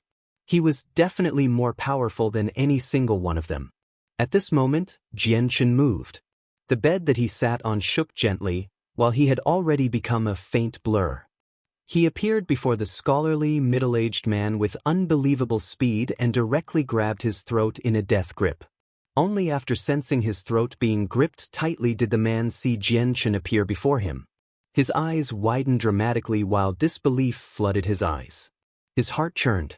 With his strength as a god, he was actually unable to put up a struggle against Jianchen at all. He did not even see Jianchen move. All he felt was that in a single instance, his throat had ended up in Jianchen's grip. Who is this? Even I failed to sense anything when he moved. Even late gods can't achieve this. Is he an overgod? How is that possible? How can he be an overgod? The middle-aged man was utterly terrified. You dare to threaten to end my clan? Let alone you, a god, even if your ancestor, Yang Kai, was standing before me, I would never let the matter slide. Jianchen glared at the middle-aged man as he forced out each word before directly smacking the man's head with his hand. The clan was Jianchen's bottom line. It was an existence that could not be touched. Even though he was not interested in becoming an enemy of the Yang family before, he needed to kill this person now because of how he had spoken. Bang! The middle-aged man's head directly shattered into pieces from Jian Chen's attack, and his soul was wiped out. Jian Chen released his hand from the man's throat and allowed him to collapse onto the ground. Afterwards, he turned his head towards the three other elders as if nothing had happened at all. He said emotionlessly, "Now, not only have I severed the young master's arm, but I've killed an elder of your Yang family. What are you going to do?" Chapter 1830, Guards of the Royal Capital. The three other elders collectively paled. They stared at Jian Chen in complete fear and disbelief as they staggered backwards uncontrollably. Jian Chen had moved far too quickly. Not only was he quick, but he had slain a god so easily as well. From just a single clash, an elder who was roughly as strong as them had died just like that before them. Let alone fighting back, he failed to even put up a struggle. He was truly as weak as an ant. The three remaining elders of the Yang family were not exactly stupid. Jian Chen was definitely not a god since he could kill someone around the same strength as them in such a quick manner. Even late gods would not be able to kill one of their companions so easily in front of the three of them. They would have plenty of time to interfere and save them. "Hey, you're an overgod." An elder stared at Jian Chen in terror as he said with a trembling voice. At that moment, he could only be described as drowned in fear. There was also some disbelief on his face. Although they had never seen all the overgods in the surrounding divine kingdoms, they had heard a few rumors about each person at the very least, so they naturally possessed some information about the nearby overgods. Although they would not be able to identify who the overgod was with a single glance, they could deduct their identity through various traces and unique characteristics. However, they failed to find anything that matched with an overgod they knew from Jian Chen. It's no longer important whether I'm a god or an overgod. What is important is that I've killed an elder of your Yang family. Moreover, I clearly heard you mention that the Yang family was a very prideful clan, so haven't I basically slapped the Yang family in the face? How does the Yang family plan on redeeming themselves? Do you still plan on getting me to hand over my newly purchased sword, or do you plan on making me stay here forever? Jian Chen sneered. He no longer had any positive impressions towards the Yang family after all that had happened. Although this was all caused by the elders acting on their own accord and was not really related to Yang Kai, the behavior of his clansmen was more than enough to let Jian Chen understand how Yang Kai was like as a person. If Yang Kai was a righteous person, his clansmen would never do something like this under his influence. No. Senior, this is all a misunderstanding. A complete misunderstanding. We didn't know that it was Senior who had paid a visit to the royal capital, so if we've offended you, we hope that Senior can be the bigger man and forgive the reckless actions of us juniors. We were ignorant and failed to recognize Senior. Yeah, it's all a misunderstanding. We hope that Senior can be the bigger person and spare us juniors. Elder Lu had it coming, which was why he died. It's no one else's fault. Our Yang family would never stand up for someone like him. The three remaining elders all shivered inside as they stared at Jian Chen's murderous gaze. They immediately lowered themselves and begged for mercy in fear. They seemed to be extremely sincere. They were unable to control whether the Yang family would look for trouble due to the death of an elder, nor could they interfere with the matter. However, they did know that they would probably end up just like Elder Lu if they did not act like this right now. The matter at hand was saving their own lives first. Jian Chen glared at the three elders. He said nothing as he sank into his thoughts. The three elders fell into utter silence as Jian Chen pondered. They even stifled their breaths. They stood there obediently, not daring to act recklessly. They understood that everything they did before an overgod would be futile. It would not be able to evade their senses. Right now, they could only hope that the overgod feared the ancestor of the Yang family and was not willing to fall out with the Yang family completely. A while later, Jian Chen kicked Elder Lu's corpse suddenly. He said, "I'll spare your lives today. Piss off with your companion's body." "Thank you, Senior." Spared, the three elders caught the corpse and flew out the window as if they had just avoided death. They moved as quickly as possible. With just a flash, all three of them had vanished. It was very difficult to see them moving about in the streets below. At the same time, the Yang family people who had surrounded the inn below received secret messages from the three elders. They all dispersed the encirclement with some confusion and surprise, leaving with the disheveled young master who was missing an arm. All the people of the Yang family had retreated. They're going? The people of the Yang family are just going like this? It's impossible for the matter to just end like this, right? It's impossible. The Yang family is one of the most powerful clans in the divine kingdom of Pingtian. Any person who offends them will always suffer in the end. I think I saw people fly out of the window earlier. It was just that they moved too quickly, so I failed to see it clearly. Has the person who injured the young master already been taken away by the elders? That's very likely.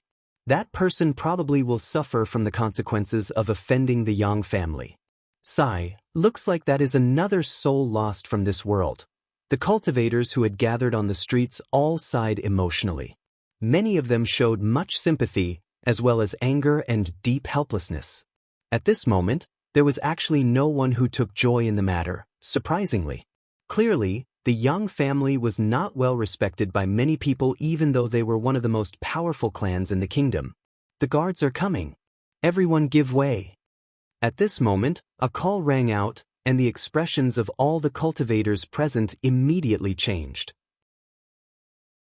Without any hesitation, they stepped to one side and formed a path without any further instruction. A group of armored soldiers on a magical beast rushed over from the distance. Their faces were all cold, and their gazes were sharp. Who has been causing trouble here? The captain of the guards gazed around and said heavily, "Sir, the young master of the Yang family brought a few elders from the Yang family to take someone away." A young man in the crowd reported everything he knew with a smile. However, when the captain heard that Yang Tai's arm had been chopped off by someone, his face changed immediately. He said furiously, "What did you say? Yang Tai's arm was chopped off? But who is bold enough to commit such heinous deeds in the royal capital?" The guard was extremely furious, as one of Yang Tai's female cousins was his wife. "Sir, the people of the Yang family have already retreated. They've probably captured the person already," the young man said carefully. "Even if he has been taken away, I won't forgive him. Come, let's look into the matter and see if we can deduce his identity and background from any remaining traces," the captain said coldly. With a wave of his hand, he immediately brought some of his trusted subordinates into the inn. Jian Chen remained in the same room. As the room's defensive formation had not been reactivated, the captain directly barged through the door in a reckless and brutal manner. However, as soon as the captain entered the room and was about to look for any traces left behind, he was stunned. Soon afterwards, a gleam of light flashed through his eyes, and he stared at a man in white clothes who stood before the window with his back towards him. "Who are you?" the captain demanded. "I'm that person bold enough to commit such heinous deeds in the royal capital." Jian Chen stared outside as he said calmly. Chapter 1831. The Royal Divine Army mobilized. What? That person is you? Doesn't that mean that you also cut off Yang Tai's arm? The captain stared at Jian Chen in shock. Disbelief flooded his face as he was completely taken aback. Did the elders of the Yang family not take away the person who offended the Yang family and cut off Yang Tai's arm? How could he still be here? Even if the elders of the Yang family did not take away the person who had chopped off Yang Tai's arm yet, just where had the elders run off to? Why did they leave the person behind and return all by themselves? Even if he ignored just how unbelievable the outcome was, it was impossible for the Yang family to do such an embarrassing thing with their strength and prestige. If the matter made it out to the public, the Yang family's status would probably plummet in the divine kingdom of Pingtian. It could even affect their status in the surrounding divine kingdoms. As a captain of the guards for the royal capital, you should enforce the laws impartially. Shouldn't you at least ask about how everything happened in the first place after getting here and not focus on Yang Tai's arm? Don't tell me that as a captain of the guards, you're connected to the Yang family, and you want to take advantage of your position so things work in the Yang family's favor? Jian Chen said calmly. He had not shifted his gaze from beyond the window. He stared in the direction of the royal palace of the kingdom. Just then, he had discovered someone sending over the senses of their soul in an extremely well-hidden manner. Although the senses had been purposefully concealed, Jian Qin still discovered it. He only found it to be extremely unclear and hazy.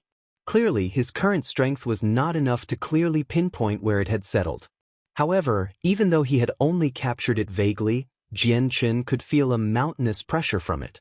Even with his current strength, he could not help but shiver. God King, Jian Qin thought. The God Kings of the Divine Kingdom had already begun paying attention to here. The Divine Kingdom of Pingtian has 2 God Kings. I wonder if the senses of the soul I just discovered belongs to the Divine King His Majesty or the Grand Imperial Protector, Jian Qin wondered. The Divine King reached God King many years ago. It said that before the Divine Kingdom had even been founded, the Divine King Pingtian was already a God King.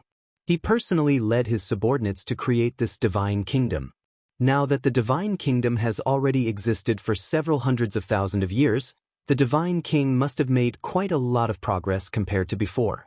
On the other hand, the Grand Imperial Protector has only reached God King recently. It said that he only broke through a little over 100,000 years ago. The Divine King's strength must be greater than the Grand Imperial Protector. I won't be able to sense the Divine King's senses of the soul as a result, so it should have been the Grand Imperial Protectors. Jian Qin stood before the window with his back towards the captain of the guards. He gazed in the direction of the royal palace as he pondered deeply. He completely did not notice that the captain's face had become abnormally ugly when he mentioned that the captain might be abusing his position. His face basically sunk completely and killing intent filled his eyes. The laws within the Divine Kingdom of Pingtian were particularly strict. As a captain of the guards, he was loyal to the Divine King, but he still helped the Yang family do many things in secret. As a result, the thing he feared the most was other people mentioning that he was abusing his position of power. Clearly, Jian Qin's words had completely infuriated the captain. I will naturally find out exactly what transpired. However, there's no hope denying that you cut off Yang Tai's arm. You dare commit crimes so openly in the royal capital. Come, take him away, the captain said coldly. Yes, Captain. Immediately, a few guards charged into the room to take Jian Qin away. At this moment, a thunderous series of galloping sounds rang out, causing the ground to tremble gently. What is happening? The captain and his guards all looked at each other from the sudden disruption. The guards who wanted to take Jian Qin away stopped as they became uncertain. The disruption was simply far too great, and it was like an entire army was moving about. The earth seemed to be shaking from the deafening gallops. 2 of you stay here to watch over him. The others, come with me to see what's happening, the guard said coldly. He immediately stopped paying any more attention to Jian Qin and left with his trusted subordinates. However, when the captain left the inn and saw what was happening in the distance, he became completely stunned. In the distance, a squad of elite, armored soldiers shot over. They moved extremely quickly as if they were lightning. From the distance, they seemed to have been reduced to a string of blurs. The soldiers were all actually at godhood. The mounts beneath them were 3 flamed divine horses that burned with red flames. 3 flamed divine horses were relatively common beasts in the saints' world. They seemed like horses, but they were 3 times larger and were naturally accompanied by flames. They were called 3-flamed because the flames of the mount could change 3 times in a single lifetime. Newly born, they would possess strength at sainthood, and their flames would be scarlet. Once they reached adulthood, their strength would be on par with deities, and their flames would become blood red. If they were nurtured with a vast quantity of heavenly resources, the horses could even become gods. Once they became gods, their flames would burn a deep violet. That would be the final stage of cultivation for the horses. Throughout history, there had never been a 3-flamed divine horse that had reached over God. However, these divine horses would become the mounts of the very best due to their strength. Once they were tamed, they would remain loyal for the rest of their lives, and they were naturally skilled at teamwork. The horses beneath these soldiers all possessed blood-red flames. Clearly, they had all reached adulthood, and they possessed the battle prowess of a deity. It's the Royal Divine Army. Oh my God, it's actually the Royal Divine Army. Am I dreaming? The Royal Divine Army has actually come. Looking at the direction they're heading in, the Royal Divine Army seem to be going to the Perched Phoenix Inn. Has something happened there, which is why they're going that way? The conflicts within the royal capital have always been handled by the regular guards. Why would the Royal Divine Army deal with these miscellaneous matters? They are lofty existences, and they are the strongest and most terrifying army of the entire Divine Kingdom. They're known to be the protector gods of the kingdom. On the streets, countless people watched on. All of their eyes were filled with respect, and quite a few of them were filled with eagerness. The Royal Divine Army was a group of soldiers that was almost divine in the Divine Kingdom of Pingtian. They possessed crushing strength. In the entire region, there were no armies from any Divine Kingdom that could match up to the Royal Divine Army. Why has the Royal Divine Army come? The captain of the guards watched everything unfold in disbelief. The Royal Divine Army was rarely ever mobilized. Chapter 1832, 10,000-man commander Prung, the captain of the guards, watched as the Royal Divine Army galloped towards him in a stunning manner as he directly pondered to himself, the army seems to be heading for the inn. Strange, why has the Royal Divine Army suddenly shown up here when they're rarely mobilized at all? Has the matter of Yang Tai's severed arm alarmed the Royal Divine Army? And before, I clearly heard that there were a few elders from the Yang family who came here. It's impossible for them to allow something like this to happen with the Yang family's pride and strength, yet they actually left quietly in the end. They did not even bother with the person who offended them. Looks like the Yang family retreated because they received the news that the Royal Divine Army was coming. That's why the person who chopped off Yang Tai's arm is completely fine. The captain could not help but nod to himself secretly when he thought up to there. He found his thoughts to be more and more believable. The real reason why the Yang family had retreated was very likely due to the fact that they learnt that the Royal Divine Army was coming to take away the person instead, so they decided to not get in their way. Although the Yang family was one of the most powerful clans in the Divine Kingdom, they were nowhere near close to reigning supreme in the royal capital. Although there were basically no clans who dared to stand up to the Yang family, the Royal Divine Army was an exception. Even when ignoring the fact that the person behind the army was the Divine King, just the strength of the army by itself was no weaker than the Yang family. At the same time, the Royal Divine Army also possessed a late overgod as their commander. If someone asked whether there was anyone who could stand up to the Yang family in the Divine Kingdom of Pingtian, the Royal Divine Army would definitely be one of the answers. However, the captain of the guard shook his head again after some thought. No, the Royal Divine Army and the Yang family have no connections at all. Why would they stand up for the Yang family just because the young master's arm was cut off? What is this all about? Is this really not as complicated as I imagined it to be, and the Royal Divine Army is just passing by? The gallops of the horses rang louder and louder, clearer and clearer up ahead. Clearly, only around 100 people had come, but it created the same disturbance as an entire army of soldiers. Most importantly, all their movements were completely in sync. As a result, every time the hooves of the horses struck the ground, it was thunderous, causing the ground to shake. The group of soldiers from the Royal Divine Army rapidly approached the inn under the gazes of everyone.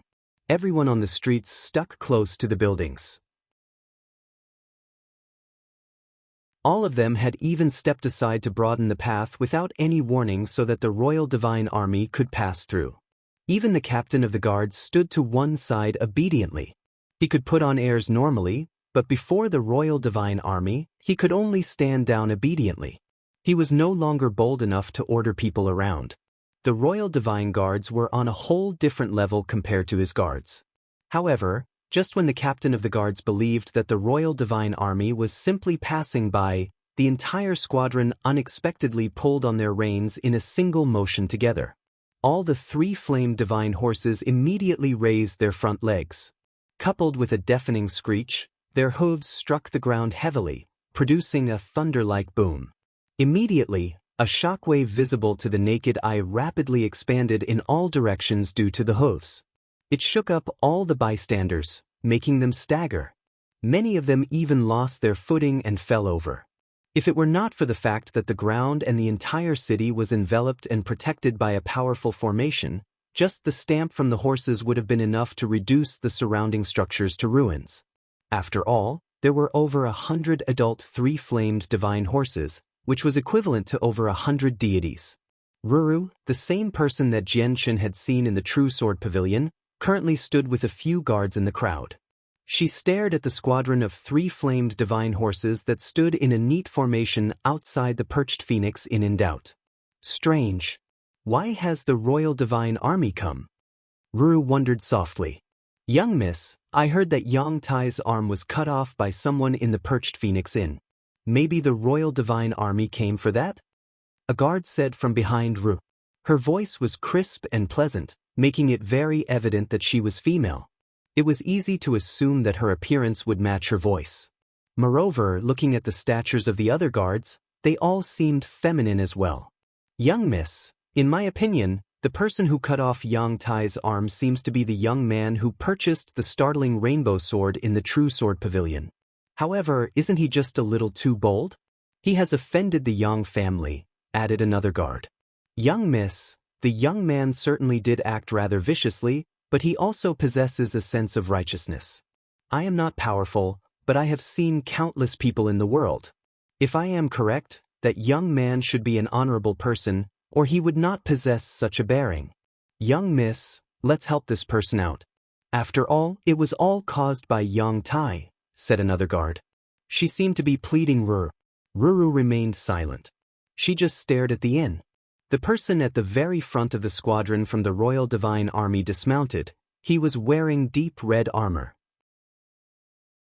He said to the people behind him, "Thousand-man Commander Lu, Thousand-man Commander Cho, come with me. The rest of you remain in position." "Yes, sir," the squadron replied. Listening to the familiar voice of the squadron captain, the eyes of the captain of the guards immediately widened. Disbelief filled his eyes as he thought, "Isn't that Sir 10,000-man Commander Peng's voice? How is that possible? Sir 10,000-man Commander Peng has personally come and there are 2,000-man commanders as well? Why has Sir 10,000-man Commander come with 2,000-man commanders?" Although very shocked and doubtful, the captain of the guards dared not to tarry. He immediately ran up like a suck-up and arrived before 10,000-man Commander Peng, who was covered in armor apart from his two eyes. The captain of the guards smiled as he fawned over 10,000-man Commander Peng, lowering himself very much and speaking extremely politely. He knew extremely well that although he was the captain of a squadron of guards in the royal capital, it was nothing before a 10,000-man commander of the Royal Divine Guards. Not to mention that the 10,000-man commander of all people was 10,000-man Commander Peng. However, 10,000-man Commander Peng paid no attention to the captain of the guards. After glancing coldly at him, he entered the perched phoenix inn with his 2,000-man commanders. The captain did not become angered at all. He smiled resplendently as he glanced at the remaining squadron of the Royal Divine Army with eagerness and envy. Afterwards, he ran off behind 10,000-man Commander Peng again. "Young miss, the Royal Divine Army has already gone in to capture the person, and it seems like the person leading the squadron is 10,000-man Commander Peng. He's known to be the strongest beneath Overgod in the entire Divine Kingdom. There are even rumors that 10,000-man Commander Peng has the right to make it onto the god's pedestal. It's impossible for that person to be his enemy." The guard who had asked Ruru to save Jianchen before spoke out again. "Young miss, why don't we help him out? I don't think he's a bad person either. Moreover, we were slightly mistaken about him in the True Sword Pavilion as well. We thought that he had only mentioned that he wanted to buy a supreme quality saint artifact or a high quality saint artifact to attract your attention, but we never thought he would actually buy one," added another guard. She also seemed to be reluctant about Jianchen getting taken away by the Royal Divine Army. Once he was taken away by the Royal Divine Army, he would suffer even if he came from an organization that possessed an overgod. Under the persuasion of the guards, Ruru finally let out a sigh and said, "All right, let's go in and have a look." Chapter 1833, Xian Ruru made her way towards the inn gently. She moved at a steady pace while her guards all followed behind her closely. There were 2 armored members of the Royal Divine Army guarding the entrance to the Perched Phoenix Inn right now. They stood straight like statues without moving at all. Only their eyes were revealed, which shone with a cold and merciless light as they observed the surroundings. Clearly, they were there to prevent anyone from entering. The guards under the captain had stood to one side long ago. Ruru directly made her way towards the entrance of the inn with her guards. Even though there were 2 soldiers at the entrance, she did not show any signs of hesitation in her steps at all. She was completely at ease. Just as Ruru was about to enter the inn, the 2 soldiers did not do anything to stop her. Instead, they bowed at the same time and said to Ruru together, "Greetings, young miss." The jaws of everyone in the surroundings immediately dropped at the sight of this. All of their eyes became filled with shock and disbelief towards Ruru, leading to quite a large disturbance. They all soon began to guess at Ruru's identity when they saw how the Royal Divine Army showed so much respect towards her. Clearly, Ruru was already used to the polite treatment she received from the 2 soldiers. She did not find it strange at all. She nodded at the 2 of them calmly and did not halt her steps at all. She directly entered the inn. At the same time, Jianchen resided on the very top floor of the inn. He remained by the window as he gazed out. He seemed to be deep in thought. Behind him, 10,000-man Commander Peng and his 2,000-man commanders had already arrived in the room. When the 10,000-man commander saw Jianchen's back, he immediately clasped his fist towards Jianchen without any hesitation and said loudly, 10,000-man Commander Peng of the 7th Regiment of the Royal Divine Army greets the Patriarch of the Tian Yuan clan. 1,000-man Commander Zhang of the 7th Regiment of the Royal Divine Army greets the Patriarch of the Tian Yuan clan. 1,000-man Commander Li of the 7th Regiment of the Royal Divine Army greets the Patriarch of the Tian Yuan clan. At the same time, the 2,000-man commanders behind 10,000-man Commander Peng clasped their hands towards Jianchen. They looked at Jianchen with much respect. This was the respect towards strength. The 3 of them were only gods. In their eyes, overgods were indomitable existences. Moreover, the overgod standing before them was not like any other overgod. Instead, he possessed a crushing advantage in power. He was the patriarch of the Tian Yuan clan who defeated the overgod of the Weiner clan, someone that had comprehended the laws of strength. He was Jianchen. Jianchen turned his head towards the 3 soldiers covered in armor and asked, "Did Xian Dou send you here? Are you really that certain that I'm the patriarch of the Tian Yuan clan? What if you recognize the wrong person? Wouldn't it become a huge joke if that happened?" "It was Commander Xian Dou who sent us. Before we came, the commander showed us images of the patriarch, which is why we recognize you," said Commander Peng Fei. Jianchen nodded. Just when he was about to say something, the door to the room suddenly opened once again. The captain of the guards entered from outside. Clearly, he did not sense the special atmosphere in the room, nor did hear what had just been said earlier. As soon as he saw Jianchen, coldness filled his eyes. He pointed at Jianchen and said, "Commander Peng, it's him. He was the one who committed crimes in the royal capital. Not only does he look down on the laws, but he's extremely audacious as well. If you let him go, who knows how many more heinous crimes he will commit. Please take him away for arrest, Commander Peng." Jianchen smiled when he heard that. He looked at the captain and Commander Peng in interest without saying anything at all. However, when Commander Peng heard the captain's words, his gaze changed slightly. If his covered face was visible at that moment, it would be evident that his face had already darkened, having become extremely sunken. The person before them was the patriarch of the Tian Yuan clan, the same person who easily defeated Weiner Yen, who had comprehended the laws of strength several dozen years ago. Not to mention that there were rumors recently that the patriarch of the Tian Yuan clan had broken through once again in God King Duanmu's dwelling. The patriarch of the Tian Yuan clan was someone that even their superior, Xian Dou, had to treat politely. Xian Dou had even ordered them to receive the patriarch warmly, yet the captain of the guards had demanded his arrest as soon as he showed up. Was he not trying to go against everything that the commanders were trying to carry out? Right now, Peng Fei was tempted to swat the captain to death in a single stroke. Even if you want to take people away, you should find out everything about the matter before taking action. At this moment, Rur entered the room with her guards as well. Clearly, she had heard the captain's words. She said all that as soon as she had entered the room. "Young miss, why have you come as well?" Peng Fei was rather surprised as he stared at Ruru and said politely. Ruru glanced at the guards behind her and a sliver of helplessness appeared on her face. She said, "The girls can't bear an innocent person being framed, which is why I came specially to have a look." Ruru paused after reaching this point. She glanced at Jian Chen and said, 10,000-man Commander Peng, according to my knowledge, the entire matter was instigated by Yang Tai. As a result, I hope that Commander Peng can look through all the facts before making an arrest. I won't allow you to take away the innocent. Arrest? Young miss, aren't you? Commander Peng stared at Ru. He was clueless as to how to respond. He only grumbled indignantly inside, "My young miss, the person before you is the famed patriarch of the Tianyuan clan. Just what position have you forced me into by saying that I would arrest people right before him? Moreover, even if I really wanted to arrest him, I'm nowhere near his opponent as a god. At the very least, we would need an overgod like Commander Xian Do to come personally."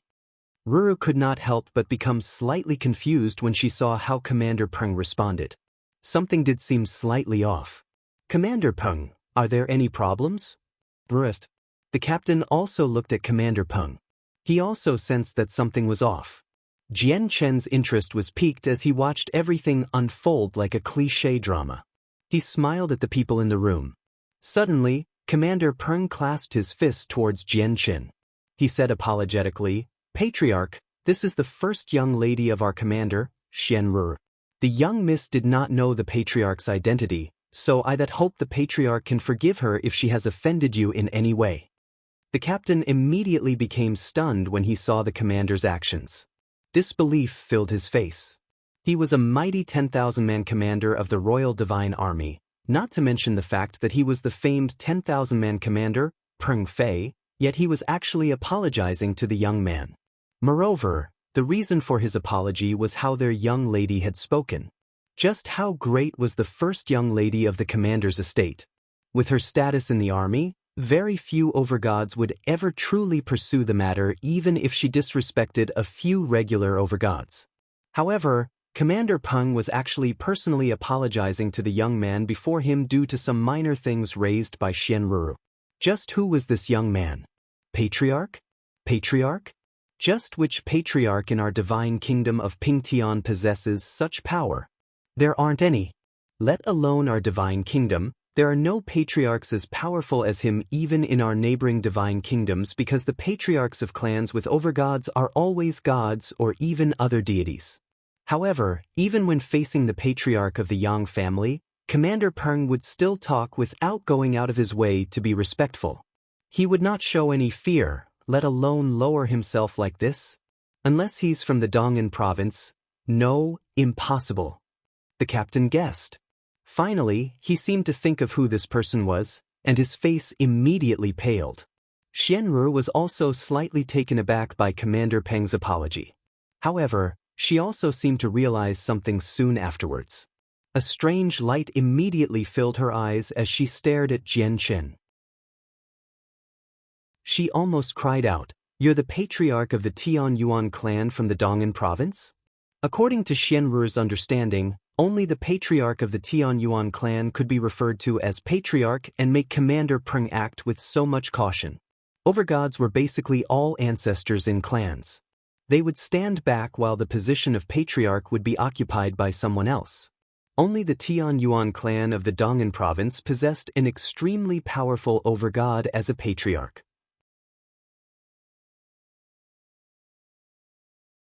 Chapter 1834. The Commander's Estate. "Young miss, you're right.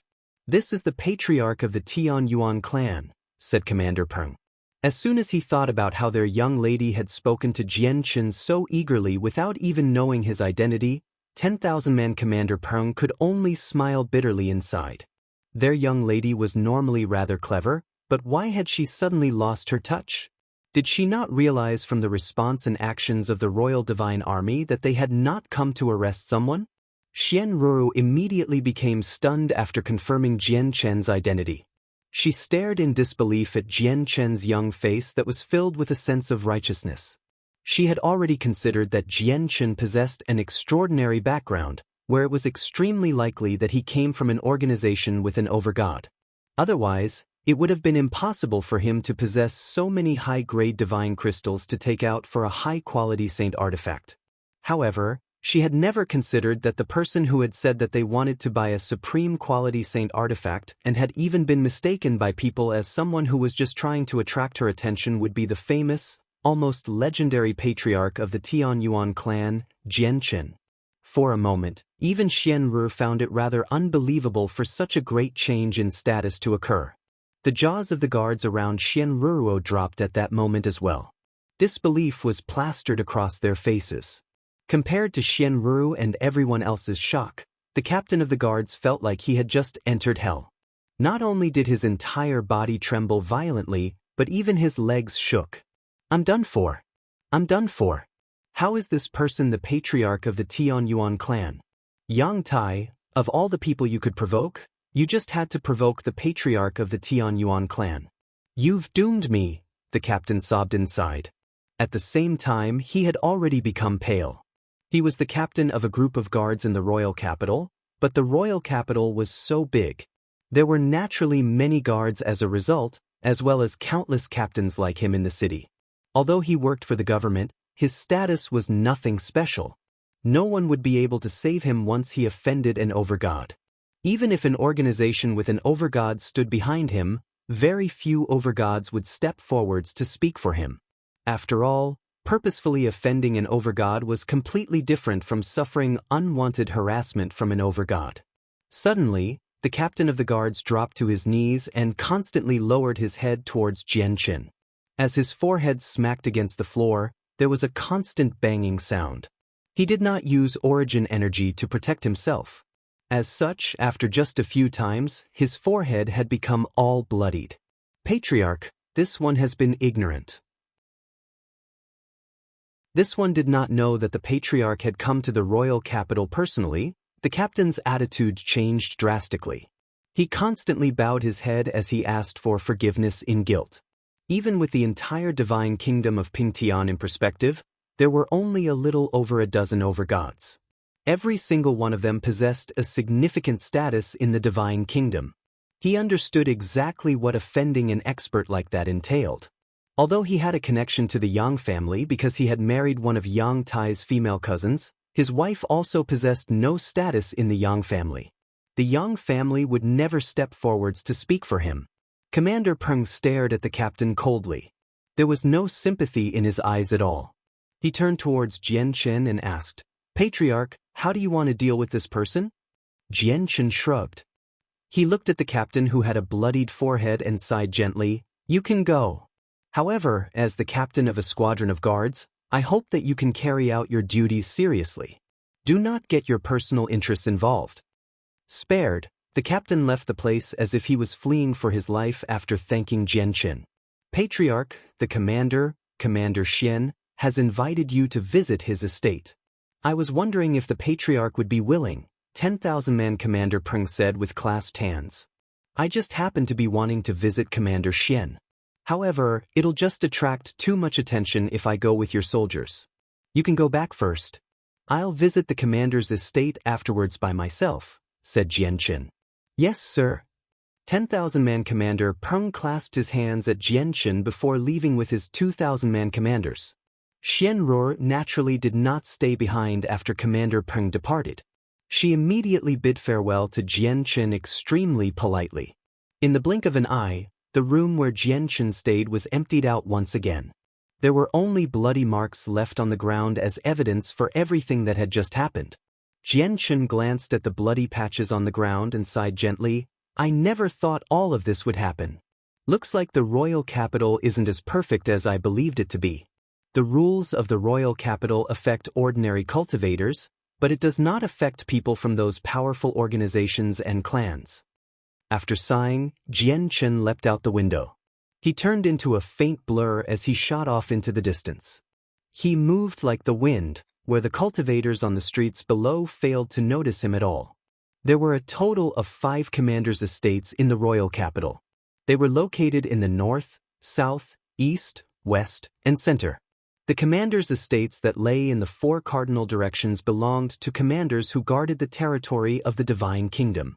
They remained near the edge of the kingdom most of the time and rarely returned to the royal capital.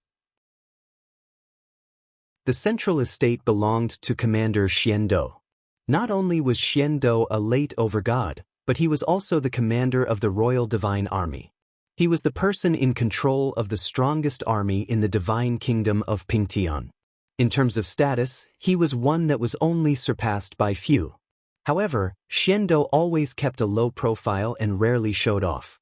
As a result, his prestige within the divine kingdom was below the Yang families. After leaving the inn, Jian Qin directly made his way towards the central commander's estate. Even though the royal capital was extremely large, he only used a short while to arrive before the main entrance with his speed. Haha, brother Jian Qin, you've finally come. Looks like my estate is just a little too small. I've waited several decades for you, and you've finally come. At this moment, Xiando emerged from within and laughed aloud. At the moment, he was wearing simple clothes. I wanted to visit Commander Xian much earlier, but I've always remained in cultivation. I've only emerged recently. Jian Qin clasped his hands towards Xiando before being invited into the estate warmly. Jian Qin and Xiando conversed easily in a guest room of the estate.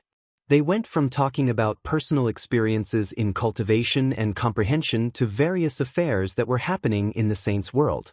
They spoke for around 30 hours straight before they showed some signs of stopping. Alright, Commander Xiando, I have something I'd like to ask you about. Suddenly, Jian Qin stopped smiling. What is it, brother Jian Qin? Go on ahead, there's no need to be so polite, Xiando said happily. Jian Qin stood up. With a wave of his hand, he removed a crystal casket from the bright moon divine hall and placed it onto the ground gently. Chapter 1835. The method to save Kaya. On the crystal casket quietly lied a fist-sized beast. It seemed like a winged ant, and it shone with red, orange, and yellow. At the same time, its clever eyes stared at the nearby Xiando, indicating much caution. This little beast has already become a god, yet it still can't assume a human form. Xiando was surprised when he saw the 7-colored heaven-devouring beast. The 7-colored heaven-devouring beast had no problems in understanding Xiando. It immediately raised its head up high, showing much disdain towards Xiando. You're actually looking down on me, Xiando could not but smile. This was the first time in his life that he, the commander of the Royal Divine Army and a late overgod, was actually looked down upon by a little beast that was only a god. Jian Qin looked away from the 7-colored heaven-devouring beast and looked towards Kaya, who laid in the crystal casket. He said, Commander Xian, this is a friend of mine. She was heavily injured in the past and fell unconscious as a result. However, I've healed all her physical injuries many years ago, and I even used heavenly resources that specialized in healing the soul on her. However, she has never even stirred. Do you know any way to make my friend recover? Only after hearing that did Xiando look away from the 7-colored heaven-devouring beast. He stared at the crystal coffin where Kaya resided with much interest. Due to the huge disparity in strength, he was able to inspect Kaya's body completely without even opening the casket. The situation immediately made him frown. After a moment of silence, Xiando said, Jian Qin, your friend is not injured at all. At the same time, her life force is plentiful, so that hasn't been touched at all. As a result, it's possible to conclude that the reason for her unconsciousness has nothing to do with her body. There must be other reasons for it. Alright, how long has your friend been unconscious for? Xiando looked at Jian Qin. Almost 100 years, said Jian Qin. 100 years, Xiando furrowed his brows deeply. He paced around the crystal casket with crossed arms as his eyes shone. He stared at the unconscious Kaya as he sank into his thoughts. A while later, he said slowly, If she hasn't woken up after close to 100 years and her physical condition is perfect, it must be due to her soul. I guessed it had to do with the soul as well, but I was unable to find any problems with it at all. I've used heavenly resources for her soul as well, but they failed to produce any effect at all. Jianchen sighed gently. He felt helpless. He had concluded that Kaiya's problem laid in her soul long ago. However, since it was a problem with her soul, a single droplet of sap from the amethyst spiritual bamboo should have been more than enough for her to recover, provided her soul remained intact. He himself had used the sap in the past before, so he understood exactly just how potent it was. And since a single droplet did not work, he had tried multiple droplets as well, but it was still useless. In his eyes, Kaiya was a saint emperor. She was nowhere near the origin realm. As such, let alone a droplet, but even half a droplet or less than that would have been almost enough to pull her back from the dead. Of course, there was another possibility, which was that the sap from the amethyst spiritual bamboo was nowhere near enough to awaken Kaiya. However, Jianchen never considered this because Kaiya was only a saint emperor. Problems of the soul are the most difficult things to resolve, not to mention the fact that your friend's a little too weak. She hasn't even reached godhood, so she won't have any tolerance towards wounds of the soul at all. Brother Jianchen, I'd advise you to find some heavenly resources or pills of higher grades. Although you've used a heavenly resource like this on her in the past, you need to understand that there are many heavenly resources that have these properties. Maybe the one you used was not suitable for your friend's condition, Xiando recommended. He was helpless over injuries of the soul. Jianchen sighed gently. He put the crystal casket away again. There was also nothing he could do about Kaiya's current situation, which was why he had asked Xiando. Suddenly, Xiando's face changed. He said, "In 3 days, the United Imperial Merchants Association just so happens to be holding their once every 100-year auction. The United Imperial Merchants Association is the greatest merchants association in the Divine Kingdom of Pingtian. Not only do they have businesses across the entire Divine Kingdom, but they've even dabbled in the surrounding Divine Kingdoms.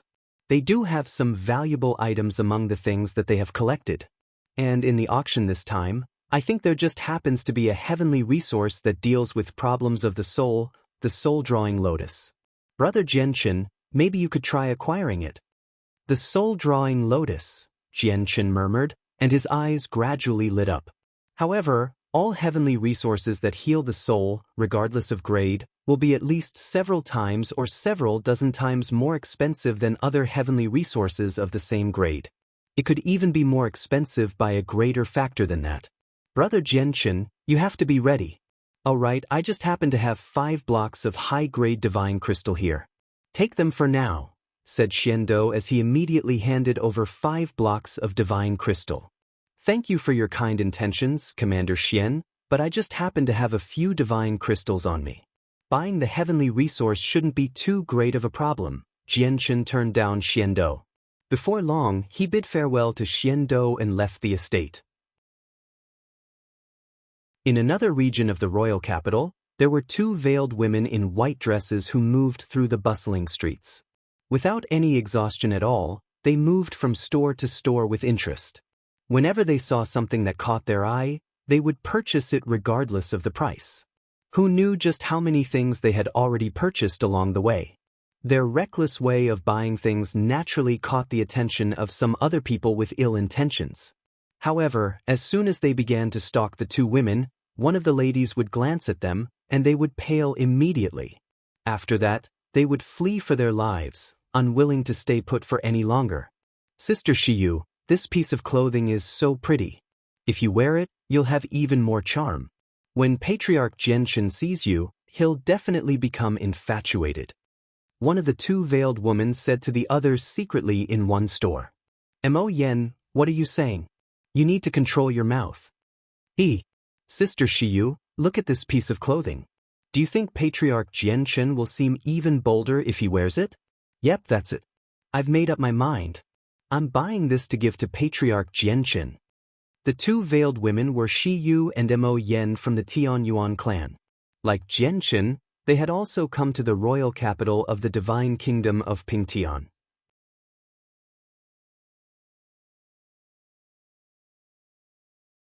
Chapter 1836. The Yang family's response. Beauty and shopping were the natural hobbies of almost all women. Very few women were able to form exceptions. Mo Yen and Shiyu were naturally like that as well. Even a god like Shiyu, someone who could be considered as an expert in the entire divine kingdom of Pingtian, was unable to resist her love for shopping and beauty. Shiyu and Mo Yen were having a great time in the royal capital. They shopped like madmen, buying away everything that caught their eye. They spent money like it was worth nothing. However, Shiyu naturally could afford to spend like this with her personal wealth and her status as a god. Sister Shiyu, there are 3 more days before the centennial auction of the royal capital. It'll definitely be full of people. Let's go and check it out when it happens, Mo Yen said to Shiyu with much excitement and eagerness. Shiyu nodded. Quite a lot of interesting items should appear in the centennial auction. Let's go check it out when it does happen. Let's hope that we can find the supreme grade materials that the patriarch ordered us to look for. The supreme grade materials Shiyu spoke of were naturally the items for forging Jian Chen's twin swords. When he left the Tian Yuan clan, he had created a list of all the materials he needed to forge the twin swords. With help from the sword spirits, he had recorded all the characteristics and methods of procuring them in great detail so that the people of the clan could collect them. Unfortunately, all the materials Jian Chen required were of supreme grade, making them simply too rare for a place like the divine kingdom of Pingtian. As a result, they had yet to find anything so far. Jian Chen had only managed to collect the violet scale stone and the profound lightning rock from God King Duanmu's space ring so far. The Yang family was located in a large estate towards the center of the royal capital. In a radius of 5 kilometers from the estate, all people were forbidden apart from members of the Yang family. There was a majestic discussion hall in the large estate. The atmosphere in there was particularly stuffy. Not only was the patriarch of the Yang family present, seated on the patriarch's throne emotionlessly, but there were over 20 male and female gods seated below him. They were all gods and every single one of them was solemn. In the center of the hall stood the young master of the Yang family, Yang Tai, with his bloodied clothes. One of his arms was missing. His shoulder throbbed with intense pain, causing his face to constantly twitch. Father, that is how everything happened. That person went too far, provoking our Yang family time and time again. Our Yang family is one of the most powerful clans. How can we allow others to look down on us so much? Yang Tai narrated the entire story after bending some truths. He only felt utter hatred towards Jian Chen now. A god who sat to the left of the patriarch became furious after Yang Tai finished his story. Those are all lies. There were 4 elders present in total, yet he was still able to kill one of them with such ease. Only overgods can achieve something like that. And who do you think overgods are? Why would they lower themselves to the level of a wastrel like you and abuse people that are far less great than them? In my opinion, the matter was probably instigated by you. Yang Tai, do you understand just how much trouble you've caused? Because of you, not only has our Yang family lost an elder, but we've also offended an overgod. You can't just provoke overgods for no good reason. If we let you continue like this, you'll create great problems for the clan sooner or later. The person who dared to speak out against Yang Tai before the patriarch and all the elders was an esteemed member of the Yang family. He was the elder brother of the current patriarch, Yang Lianxing. He had failed during the fight for the position of the patriarch in the past, which was why his younger brother was the patriarch now. Although he was now the grand elder of the Yang family, he possessed nowhere near as much power as the patriarch due to the differences in the system of the Yang family. He still desired the position of the patriarch very much, so he obviously would not miss a chance to admonish his younger brother. A few elders immediately added to Yang Lianxin's words. They agreed with him. The patriarch's face became ugly. He growled, "Since everything has already happened, there's no point dwelling on these matters. Even if it were really Tyre's fault, the overgod only needed to dish out a slight punish. Instead, he killed an elder of our Yang family. Our elders can't just be killed like that. If we don't demand a proper explanation, will we still have the dignity to remain in the royal capital in the future?" Yang Yoren, Do you plan on biting off more than you can chew by trying to take revenge against the overgod? It's not that I, your elder brother, don't believe in you, but you really don't have that power, so just listen to me. Don't trouble the ancestor, Yang Lianxin sneered. He secretly rejoiced, as Yang Tai's mistakes gave him hopes of removing his younger brother from the position of patriarch. This was because no matter what Yang Aoran did in response to the matter, a mistake was still a mistake. If he continued to pursue the matter, he might end up completely offending an overgod. Although the Yang family no longer feared most overgods with their power, they still could not go around provoking overgods, not even early overgods. Even if they had already completely offended the overgod, they would still have to consider whether pursuing the matter was worth it or not. However, if they did not pursue the matter, the Yang family's status would plummet. There might even be other people with ill intentions who would use the matter to write other things and create a greater negative image of the Yang family. As the patriarch of the Yang family, Yang Aoran would be directly responsible. The patriarch naturally suspected that his elder brother eyed his position. He stared at Yang Lianxin coldly and said emotionlessly, "Elder brother, do you know why you were unable to become the patriarch? It's because you don't understand the ancestor at all. If you can understand him slightly, even just a little bit, the position of patriarch would have definitely ended up in your hands and not mine." Yang Lianxin was surprised by these words. He thought, is the reason why Yang Aoran is willing to pursue the matter because he understands the ancestor? Is he certain that the ancestor would support him? Pass down orders to immediately investigate all information regarding this overgod. Once the ancestor emerges, allow him to make the final decision, Yang Aoran immediately ordered. He had no intentions of blaming Yang Tai, and it was evident just how much he spoilt Yang Tai.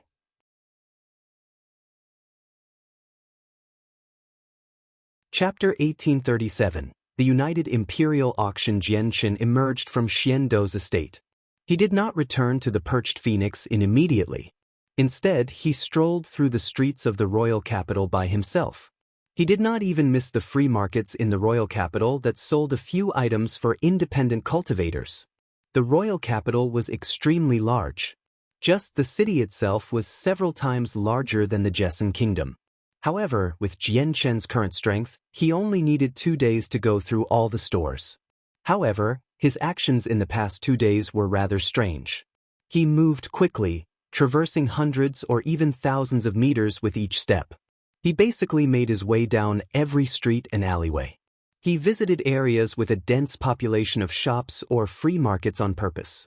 It seemed like he wanted to buy something, but he did not even enter a single store during the 2 days.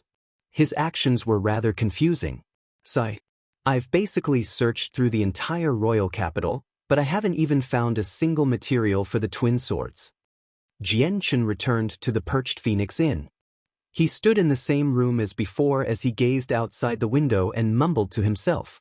He had always been searching for the materials for the twin swords in the past 2 days. Although he had never entered a single store, he had been looking secretly. He would sense it as soon as he discovered any of the necessary materials. There's still another day before the centennial auction held by the United Imperial Merchants Association. The soul-drawing lotus holds the hopes of waking up Kaya. Even though the chances aren't significant, I have to obtain it, Jianchen murmured softly as his gaze became extremely determined.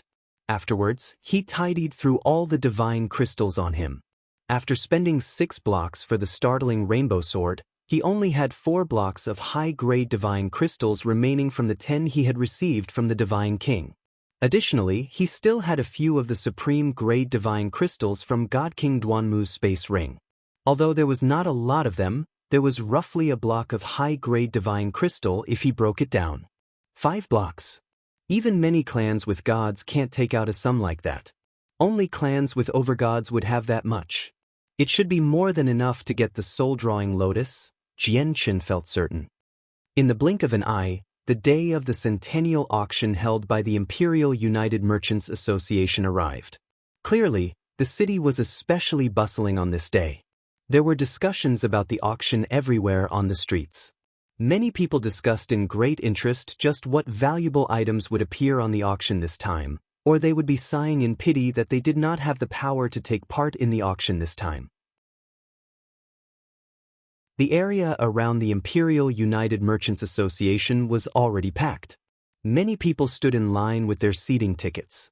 They all slowly entered the huge, majestic building where the auction would be held. On the other side, for the VIP entrance, a red carpet had already been rolled out on the floor that was covered with fragrant petals.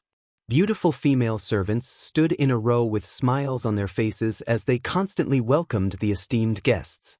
Any person who could enter the auction through the VIP entrance possessed great statuses.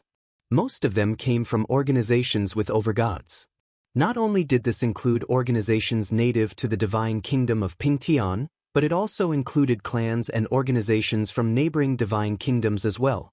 The Imperial United Merchants Association was just too famous. They had held countless auctions across the years, and almost every single one of them would have treasures that were enough to interest clans with overgods. That's the carriage of the Gohun clan. The people of the Gohun clan have come. Do you see that white carriage with a snowflake imprint? That's the people of the Yubing clan from the frigid snow province. The people from the commander's estate have come as well. That lady seems to be their first young lady, Xianru. The carriage of the Yang family has come as well. That young man seems to be their young master, Yang Tai. Wasn't his arm cut off a few days ago? He has actually completely recovered now. Do you see that flag with the stars? That's the royal family of the divine kingdom of 9 stars. As the extremely luxurious carriages arrived and people from overgod organizations arrived one by one, the VIP entrance immediately became busy. Countless people gazed over, and the area became the center of attention. Whoa, Sister Shiyu, there are so many people here. It's so busy. At this moment, Mo Yen and Shiyu arrived. Their faces remained veiled. They did not arrive in luxurious carriages. Instead, they made their way over from afar, trudging over the carpet towards the entrance. Who are those 2 women? Don't they seem quite sorry arriving like this? Other people have come in luxurious carriages, while they've come on foot. Clearly, the organization behind the 2 women is just too weak. That's because they come from a clan with gods. They don't have the confidence of an overgod clan. Many people stared at Mo Yen and Shiyu as they secretly judged them. They did not look at them with the fear and envy that they showed towards overgod clans. Mo Yen and Shiyu did not mind it at all. They giggled as they walked, making their way into the auction elegantly. Afterwards, guests from various organizations arrived one after another. Most of them were famed overgod clans from neighboring divine kingdoms. They either came on powerful, rare beasts, or rode luxurious carriages. They all paraded their wealth. Of course, there were also a few guests from clans with gods. Naturally, they did not parade their wealth as much, but they still made arrangements, so they would receive the respect that they deserved. Very few entered with such a low profile like Shiyu and Mo Yen. As everyone poured into the auction center, fewer and fewer people remained outside. Just as the doors were about to close, the white-robed Jian Chen arrived in the distance steadily. He also entered through the VIP entrance as the last person to go in. The auction center was extremely large, and it was enough to seat several tens of thousand people. Currently, Jian Chen sat in his private viewing box with his eyes closed, resting and waiting quietly for the auction to start. Around 5 minutes later, the auction finally started.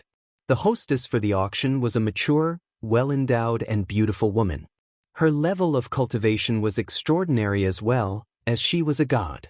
I am OD, the hostess for this centennial auction held by the Imperial United Merchants Association.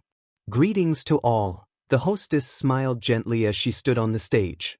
After introducing herself, she directly got to the point and began auctioning the first item. The first treasure is a flying sword.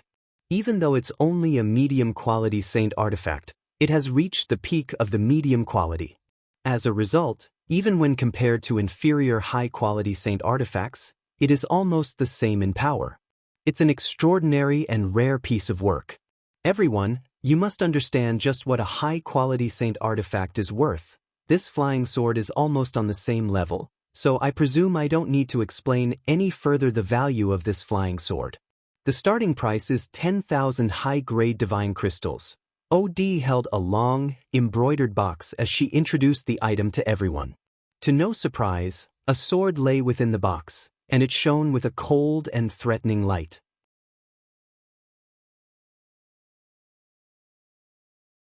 Chapter 1838, Sword of Ways, 15,000 high-grade divine crystals, 20,000 high-grade divine crystals, 30,000 high-grade divine crystals, 100,000 high-grade divine crystals. The flying sword intrigued many people. At the same time, there were a few people who revealed much desire and yearning towards possessing it. As a result, the price surpassed 100,000 high-grade divine crystals very quickly. There were 3 grades among medium-quality saint artifacts. Although Jian Chen had also obtained a medium-quality saint artifact in the Dong'an province, the flying snow sword, it was far cheaper than the flying sword right now. This was because the flying snow sword could only be considered as a rather normal medium-quality saint artifact. As a matter of fact, it was nowhere near the level of being considered as a superior medium-quality saint artifact, while the flying sword that had appeared in the auction was a masterpiece, even though it was also of medium quality. It was basically on par with inferior high-quality saint artifacts, so it would naturally be extremely valuable. 150,000 high-quality divine crystals, 180,000 high-quality divine crystals. The price of the medium-quality saint artifact continued to climb. Many people bid for it, which was why its price rose like this. It had already surpassed the limit that many clans with gods could afford, so they could only give up on it. Now, only a few people from clans with overgods within the private viewing boxes contended for it.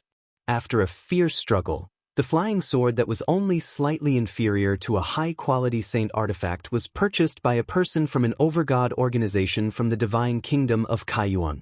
The items for auction were brought up one by one.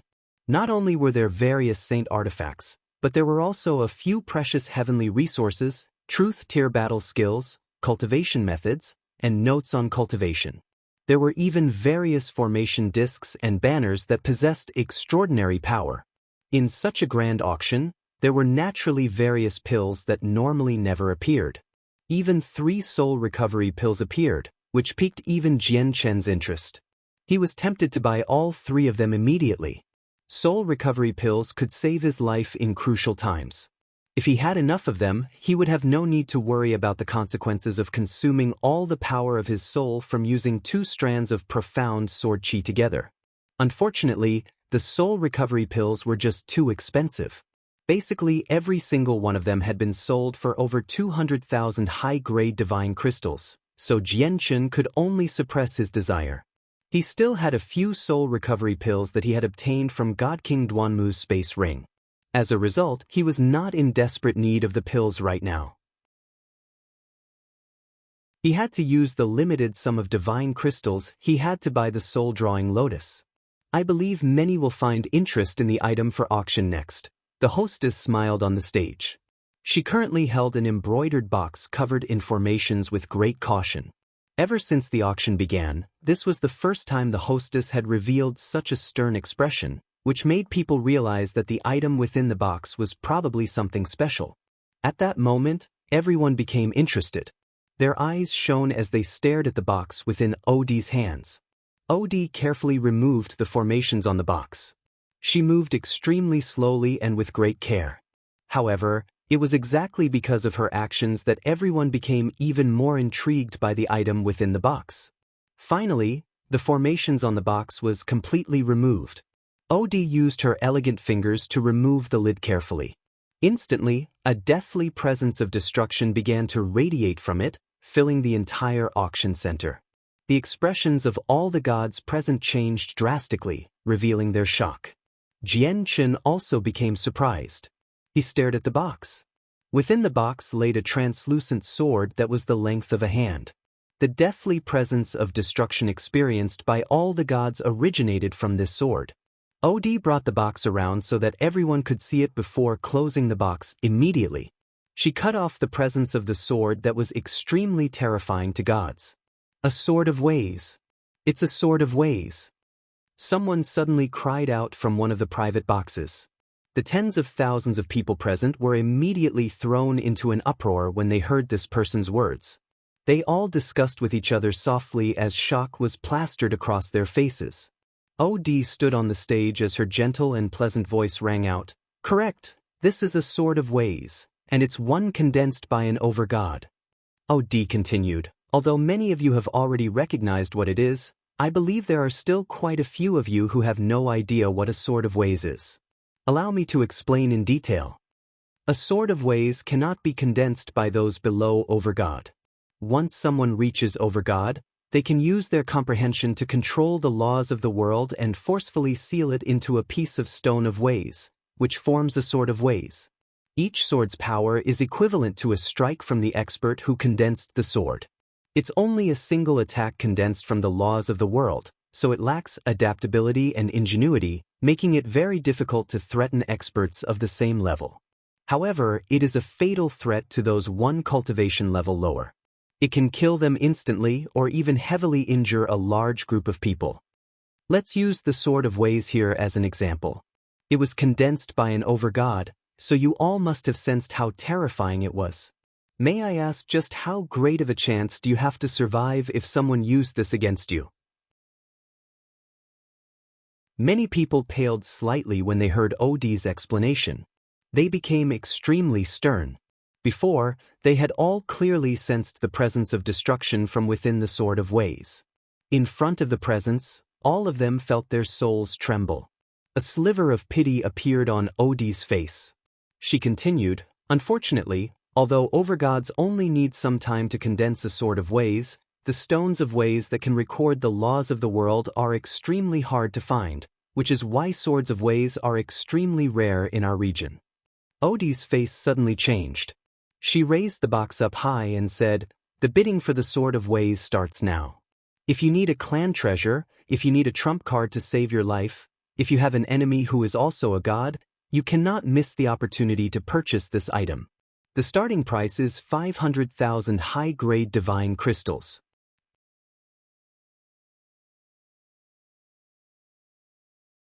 Chapter 1839. The soul-drawing lotus appears for a moment. The auction center fell dead silent. After the hostess announced the starting price, no one added to it. Everyone stared at the embroidered box in OD's hands. There were no exceptions, not even people from overgod organizations. The light in their eyes flickered as they secretly pondered to themselves. OD stood on the stage quietly. She was not surprised by this at all. Instead, she smiled confidently. This was the calm before the storm. The appearance of the sword of ways would definitely lead the auction to a new high. This was because the sword of ways was far more valuable than any item auctioned earlier. "Since no one is bidding, allow me to start. 600,000. Everyone, if you want the sword of ways, you can't keep up the silence, or once she counts to 3, the way of swords will be purchased by me for 600,000 high-grade divine crystals." The strange silence did not last for very long. It was disturbed by a confident, middle-aged man. His voice came from a viewing box, and it sounded like he was smiling when he said that. "You must be joking, brother. After all, a sword of ways is useless for overgods, but it holds extremely great significance to us. You would be bringing disgrace to the sword of ways to purchase it with just 600,000 high-grade divine crystals. It would also tarnish the name of the overgod who created it." A voice rang out from another viewing box as soon as the middle-aged man finished speaking. The voice was rather feminine and was riddled with disdain. Afterwards, the feminine voice stated his price coldly after a slight pause. "The Jean clan of the Divine Kingdom of Scarlet Clouds will pay 1,000,000 high-grade divine crystals." It's the people from the Jean clan. I never thought that in that viewing box sat the people of the Jean clan. Not only does the Jean clan have an overgod, but they're extremely powerful as well.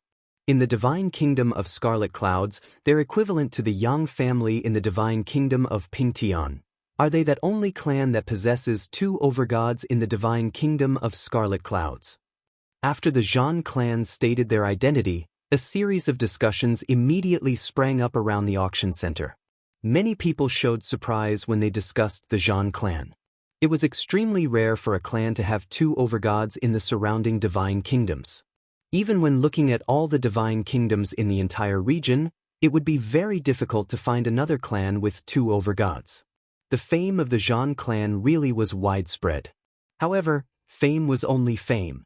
90% of all the people seated in the viewing boxes came from overgod clans, so they naturally would not hold back in the face of such a treasure.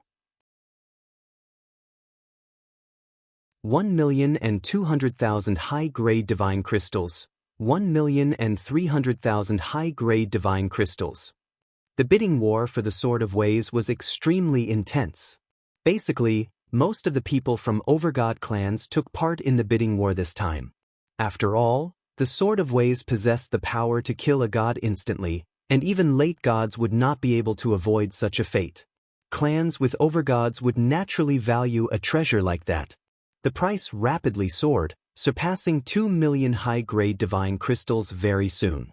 A few overgod clans gave up on the bidding war, but there were still many who did not back off, and they constantly added to the price. As a matter of fact, there were even people who began to name their clans in hopes that the prestige of their clan could deter the other competitors. Unfortunately, the clans did not really fear each other, as they came from different divine kingdoms. In the end, the Sword of Ways was purchased by an overgod organization from the divine kingdom of 9 stars for 4 million high-grade divine crystals. Even Jian Chen was amazed by the price. He had learnt quite a lot about Swords of Ways from Commander Xiando. Creating one was nothing difficult for an overgod. All they needed was some time.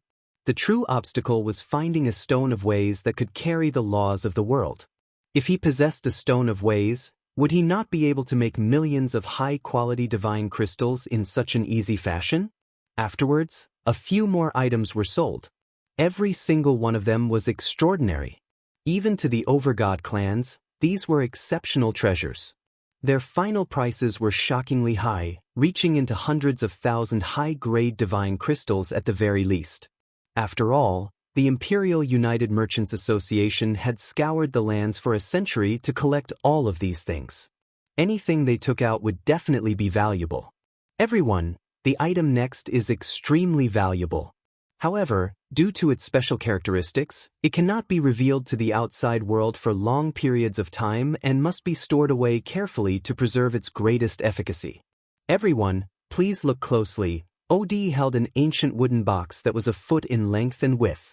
The box was sealed tightly, and as she spoke, she gradually opened it.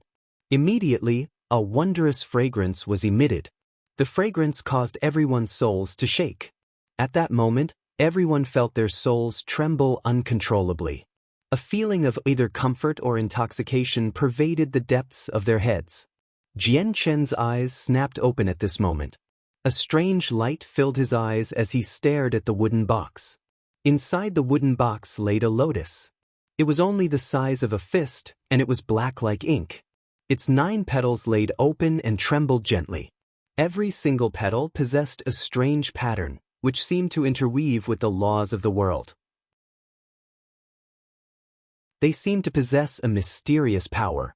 In just a split second, OD closed the lid of the box again and reactivated the formation on it, completely covering up the soul-drawing lotus presence again. She smiled faintly. This is the soul-drawing lotus. It's extremely rare and is extremely effective for healing wounds of the soul. At the same time, it can consolidate and strengthen the soul. You all must know its value, so I'll cut to the chase. The starting price is 500,000 high-grade divine crystals. The soul-drawing lotus. It really is the soul-drawing lotus. Our Grand Elder is saved. A middle-aged man with eyebrows as straight as swords stared at the wooden box in Odie's hands as he spoke with a trembling voice within his viewing box. The soul-drawing lotus plays a direct role in whether our Grand Elder lives or not. As a result, we have to buy it no matter what. There were 3 other men of the same age aside from the person who had spoken first. One of them spoke coldly, and confidence filled his eyes. He was eager to obtain it.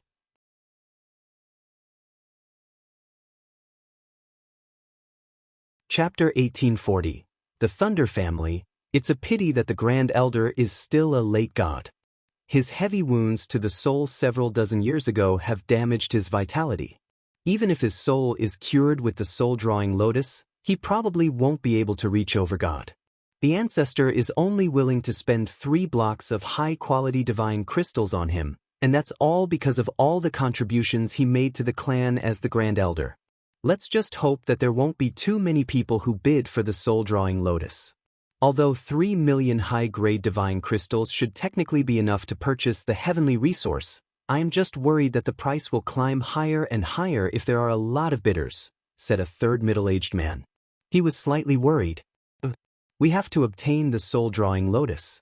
Even if someone else manages to buy the lotus, let's see if they have the power to take it away with them, the fourth middle-aged man said coldly as a serious light flickered through his eyes. At the same time, a few other people from clans with overgods in other viewing boxes desired the soul-drawing lotus as well. Although many heavenly resources could heal the soul in the saints' world, most of them were ordinary items that were not very useful to people at higher cultivation realms. On the other hand, high-grade heavenly resources like soul-drawing lotuses were extremely rare. It did not matter whether they needed it or not. If they could buy it, they could just put it aside for when they needed it. After just a few bids, the price of the lotus rose to 1 million high-grade divine crystals. The people from the overgod clans understood its value, so they all took part in the bidding. None of them were willing to miss it. 1,200,000 high-grade divine crystals, 1,300,000 high-grade divine crystals, 1,800,000 high-grade divine crystals. The 4 middle-aged men became rather impatient as they watched the price climb. Immediately, one of them stood up and clasped his hands towards the window of his viewing box. Everyone, we come from the Thunder family of the divine kingdom of Ether Cloud. Our Grand Elder has suffered extremely severe injuries to the soul, where it has even reached the stage where his life is threatened. We are in desperate need of the soul-drawing lotus. Moreover, the ancestor has given us, the Lightning Brothers, orders when we came here today. He instructed us that we have to obtain this soul-drawing lotus no matter what to save the Grand Elder. As a result, I hope everyone can give up on it and allow our Thunder family to take the lotus. Our Thunder family will feel deep gratitude if that happens. We are going to bid 2,500,000 high-grade divine crystals. I do believe that this is a worthy price for the lotus. The Thunder family of the divine kingdom of Ether Cloud is an extremely impressive clan. It's said that a god king appeared for them 100,000 years ago, but he vanished mysteriously afterwards. I never thought that the Lightning Brothers would personally come. They're the 4 heavenly kings of the Thunder family, and they all possess extremely great strength. It's said that they've grasped a combination attack, where they can even overcome the huge disparity and fend off overgods when they work together. It's extremely powerful. The competition for the soul-drawing lotus came to a temporary halt after the Lightning Brothers spoke out. The price remained at 2,500,000 high-grade divine crystals. No one bid for quite some time. Most of the people gathered here came from different divine kingdoms. With the obstruction of a border, the divine kingdoms did not fear each other as much, given that the clans possessed similar strength. However, the Thunder family of the divine kingdom of Ether Cloud was an exception. They were extremely powerful and great deviants. Even with the existence of borders, most people did not dare to offend the Thunder family. Even one of the most powerful clans in the divine kingdom of Pingtian, the Yang family, feared the Thunder family very much. The Thunder family of the divine kingdom of Ether Cloud? Jian Chen murmured to himself quietly. He could not help but think of the information he had learnt during his conversation with Xian Dou about the Thunder family. Even Xian Dou feared the Thunder family slightly because there was a rumor that they had gained a god king 100,000 years ago. The rumor was basically confirmed, but for some reason, the god king vanished mysteriously. There had been no news of him since. Even when ignoring the missing god king of the Thunder family, their strength in general was extremely great and terrifying. It was rumored that the Thunder family originated from an extremely mysterious and ancient royal family. Their bloodline was special, giving them a natural affinity with lightning. Over 90% of the Thunder family would become gods by comprehending the laws of lightning, which was one of the most offensive laws among them all. It stood beside the laws of the sword and the laws of destruction. Moreover, the people from the Thunder family were much more skilled with the laws of lightning than others. The entire clan was basically favored by lightning, so they possessed a natural advantage. Aside from that, there was another important reason: they were also a clan with 2 overgods. Since the Thunder family is in desperate need of the soul-drawing lotus, our Chu clan will give up on it. Our Cloud Separation sect will also give up on the lotus. The Heaven-Scaling Pavilion will give up on the soul-drawing lotus. Many organizations with overgods gave up on the heavenly resource. Basically, all of them declared their names to express their kind intentions, as they were unwilling to offend the Thunder family. The 4 brothers gradually smiled. They all let out a sigh of relief. However, before they could maintain their smile for long, a calm voice rang out. "I will pay 3 million high-grade divine crystals. I am also in great need of the soul-drawing lotus." Jian Chen finally stated his price from his own viewing box. He needed the soul-drawing lotus, as it was a key to awakening Kaya. The entire auction center fell silent. They all glanced in the direction of Jian Chen's voice, looking towards his viewing box. Unfortunately, the curtains were closed, and there were formations that warded off the senses of the soul. As a result, unless the person inside was willing, other people would not be able to send in their senses to observe the interior. Shi Yu and Mo Yen sat in a viewing box leisurely. They watched the ferocious struggles within the auction center with interest. However, when they heard Jian Chen's voice, their faces immediately froze. "Sister Shi Yu, that seems to be Patriarch Jian Chen. Do you think Patriarch Jian Chen is here?" Mo Yan's eyes widened as she stared at Shi Yu in surprise, but her face gradually lit up. Shi Yu nodded silently. She said quietly, "Yes, that's the Patriarch's voice. The Patriarch has gone missing for several decades. News had only just appeared that he was in God King Duanmu's dwelling, but who would have thought he would actually come to the royal capital, and he is even taking part in the auction this time."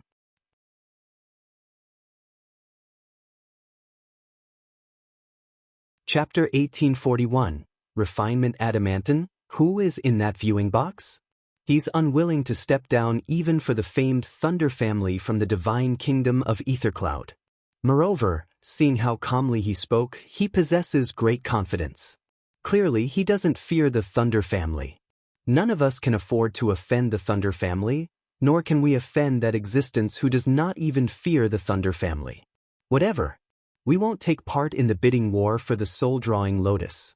We can't afford to offend either of them, so we must never state a price. If we do state a price, they'll probably bear grudges with us even if one of them do obtain it in the end. All the people from the overgod organizations made up their minds. They were all extremely fearful of the Thunder family. Over 90% of the people with the bloodline of the Thunder family would comprehend the laws of lightning once they reached godhood, which was one of the laws with the greatest offensive power. The special bloodline of the clan shocked everyone, and it also filled them with fear towards it. Combined with the existence of 2 overgods, with one having reached late overgod in particular, the Thunder family could be crowned as the greatest clan in the region without any dispute. Only the royal families of the divine kingdoms would be able to keep them at bay. Moreover, a god king had even appeared in the clan 100,000 years ago. Although he had vanished mysteriously, there was no news of his death. If the missing god king was included, then even the royal families would fear the Thunder family. Jian Chen's bid made the 4 brothers reveal rather ugly expressions. The soul-drawing lotus was just too important to them, as it was directly connected to their grand elder's life. Greetings from the Lightning Brothers. However, we are in desperate need of the soul-drawing lotus, so we must obtain it no matter what. I hope you can stand down. We will be filled with gratitude if you do that, one of the 4 brothers said. Although he spoke calmly, his voice was filled with a sense of forcefulness, and it was like a threat. They had to obtain this item no matter what.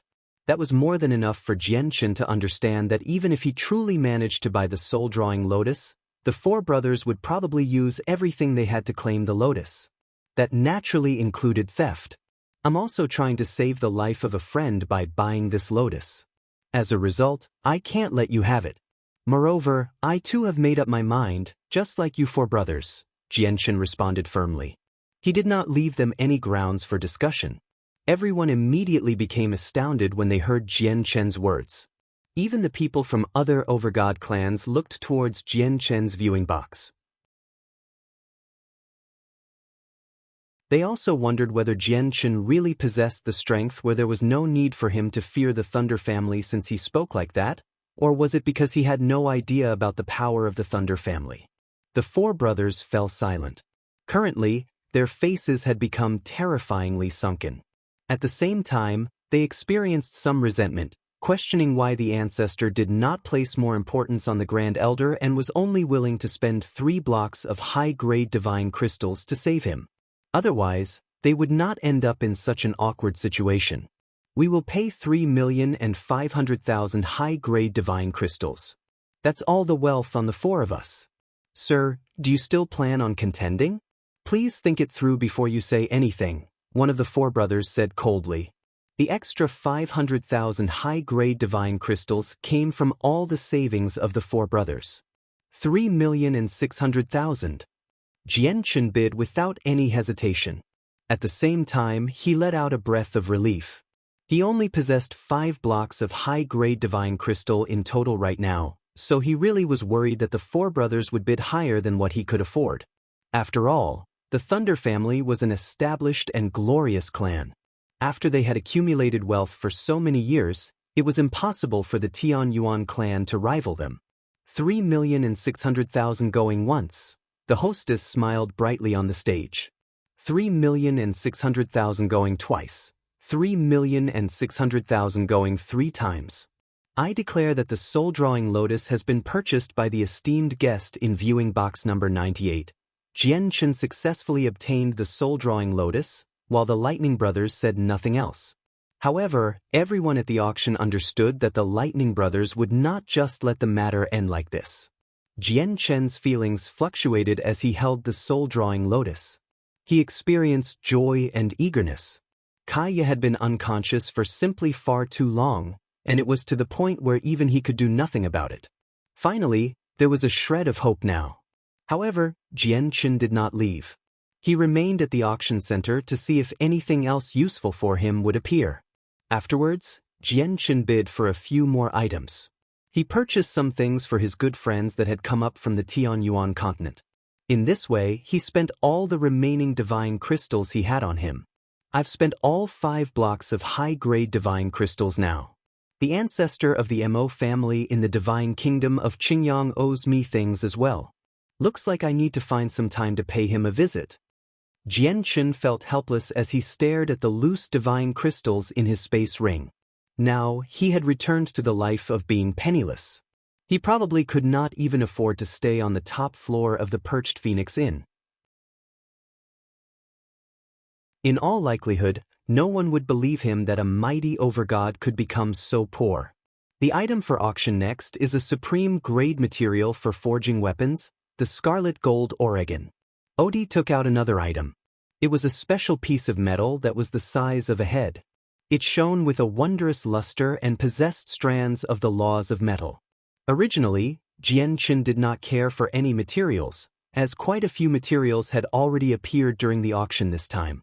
Unfortunately, none of them were of any use to him.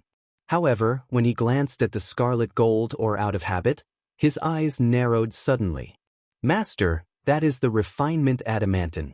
It's a material for forging the twin swords. At this moment, the voices of the sword spirits rang out. The scarlet gold or was also the refinement adamantine. It was just that different names were used in the saints' world and the immortals' world. Jian Chen immediately frowned as bitterness filled his face. The refinement adamantine just had to appear after he had spent all his divine crystals. Life was making things tough for him. Currently in Shiyu and Mo Yan's viewing box, Shiyu paid complete attention to the refinement adamantine. She was stern as she studied all the characteristics of the metal with great diligence.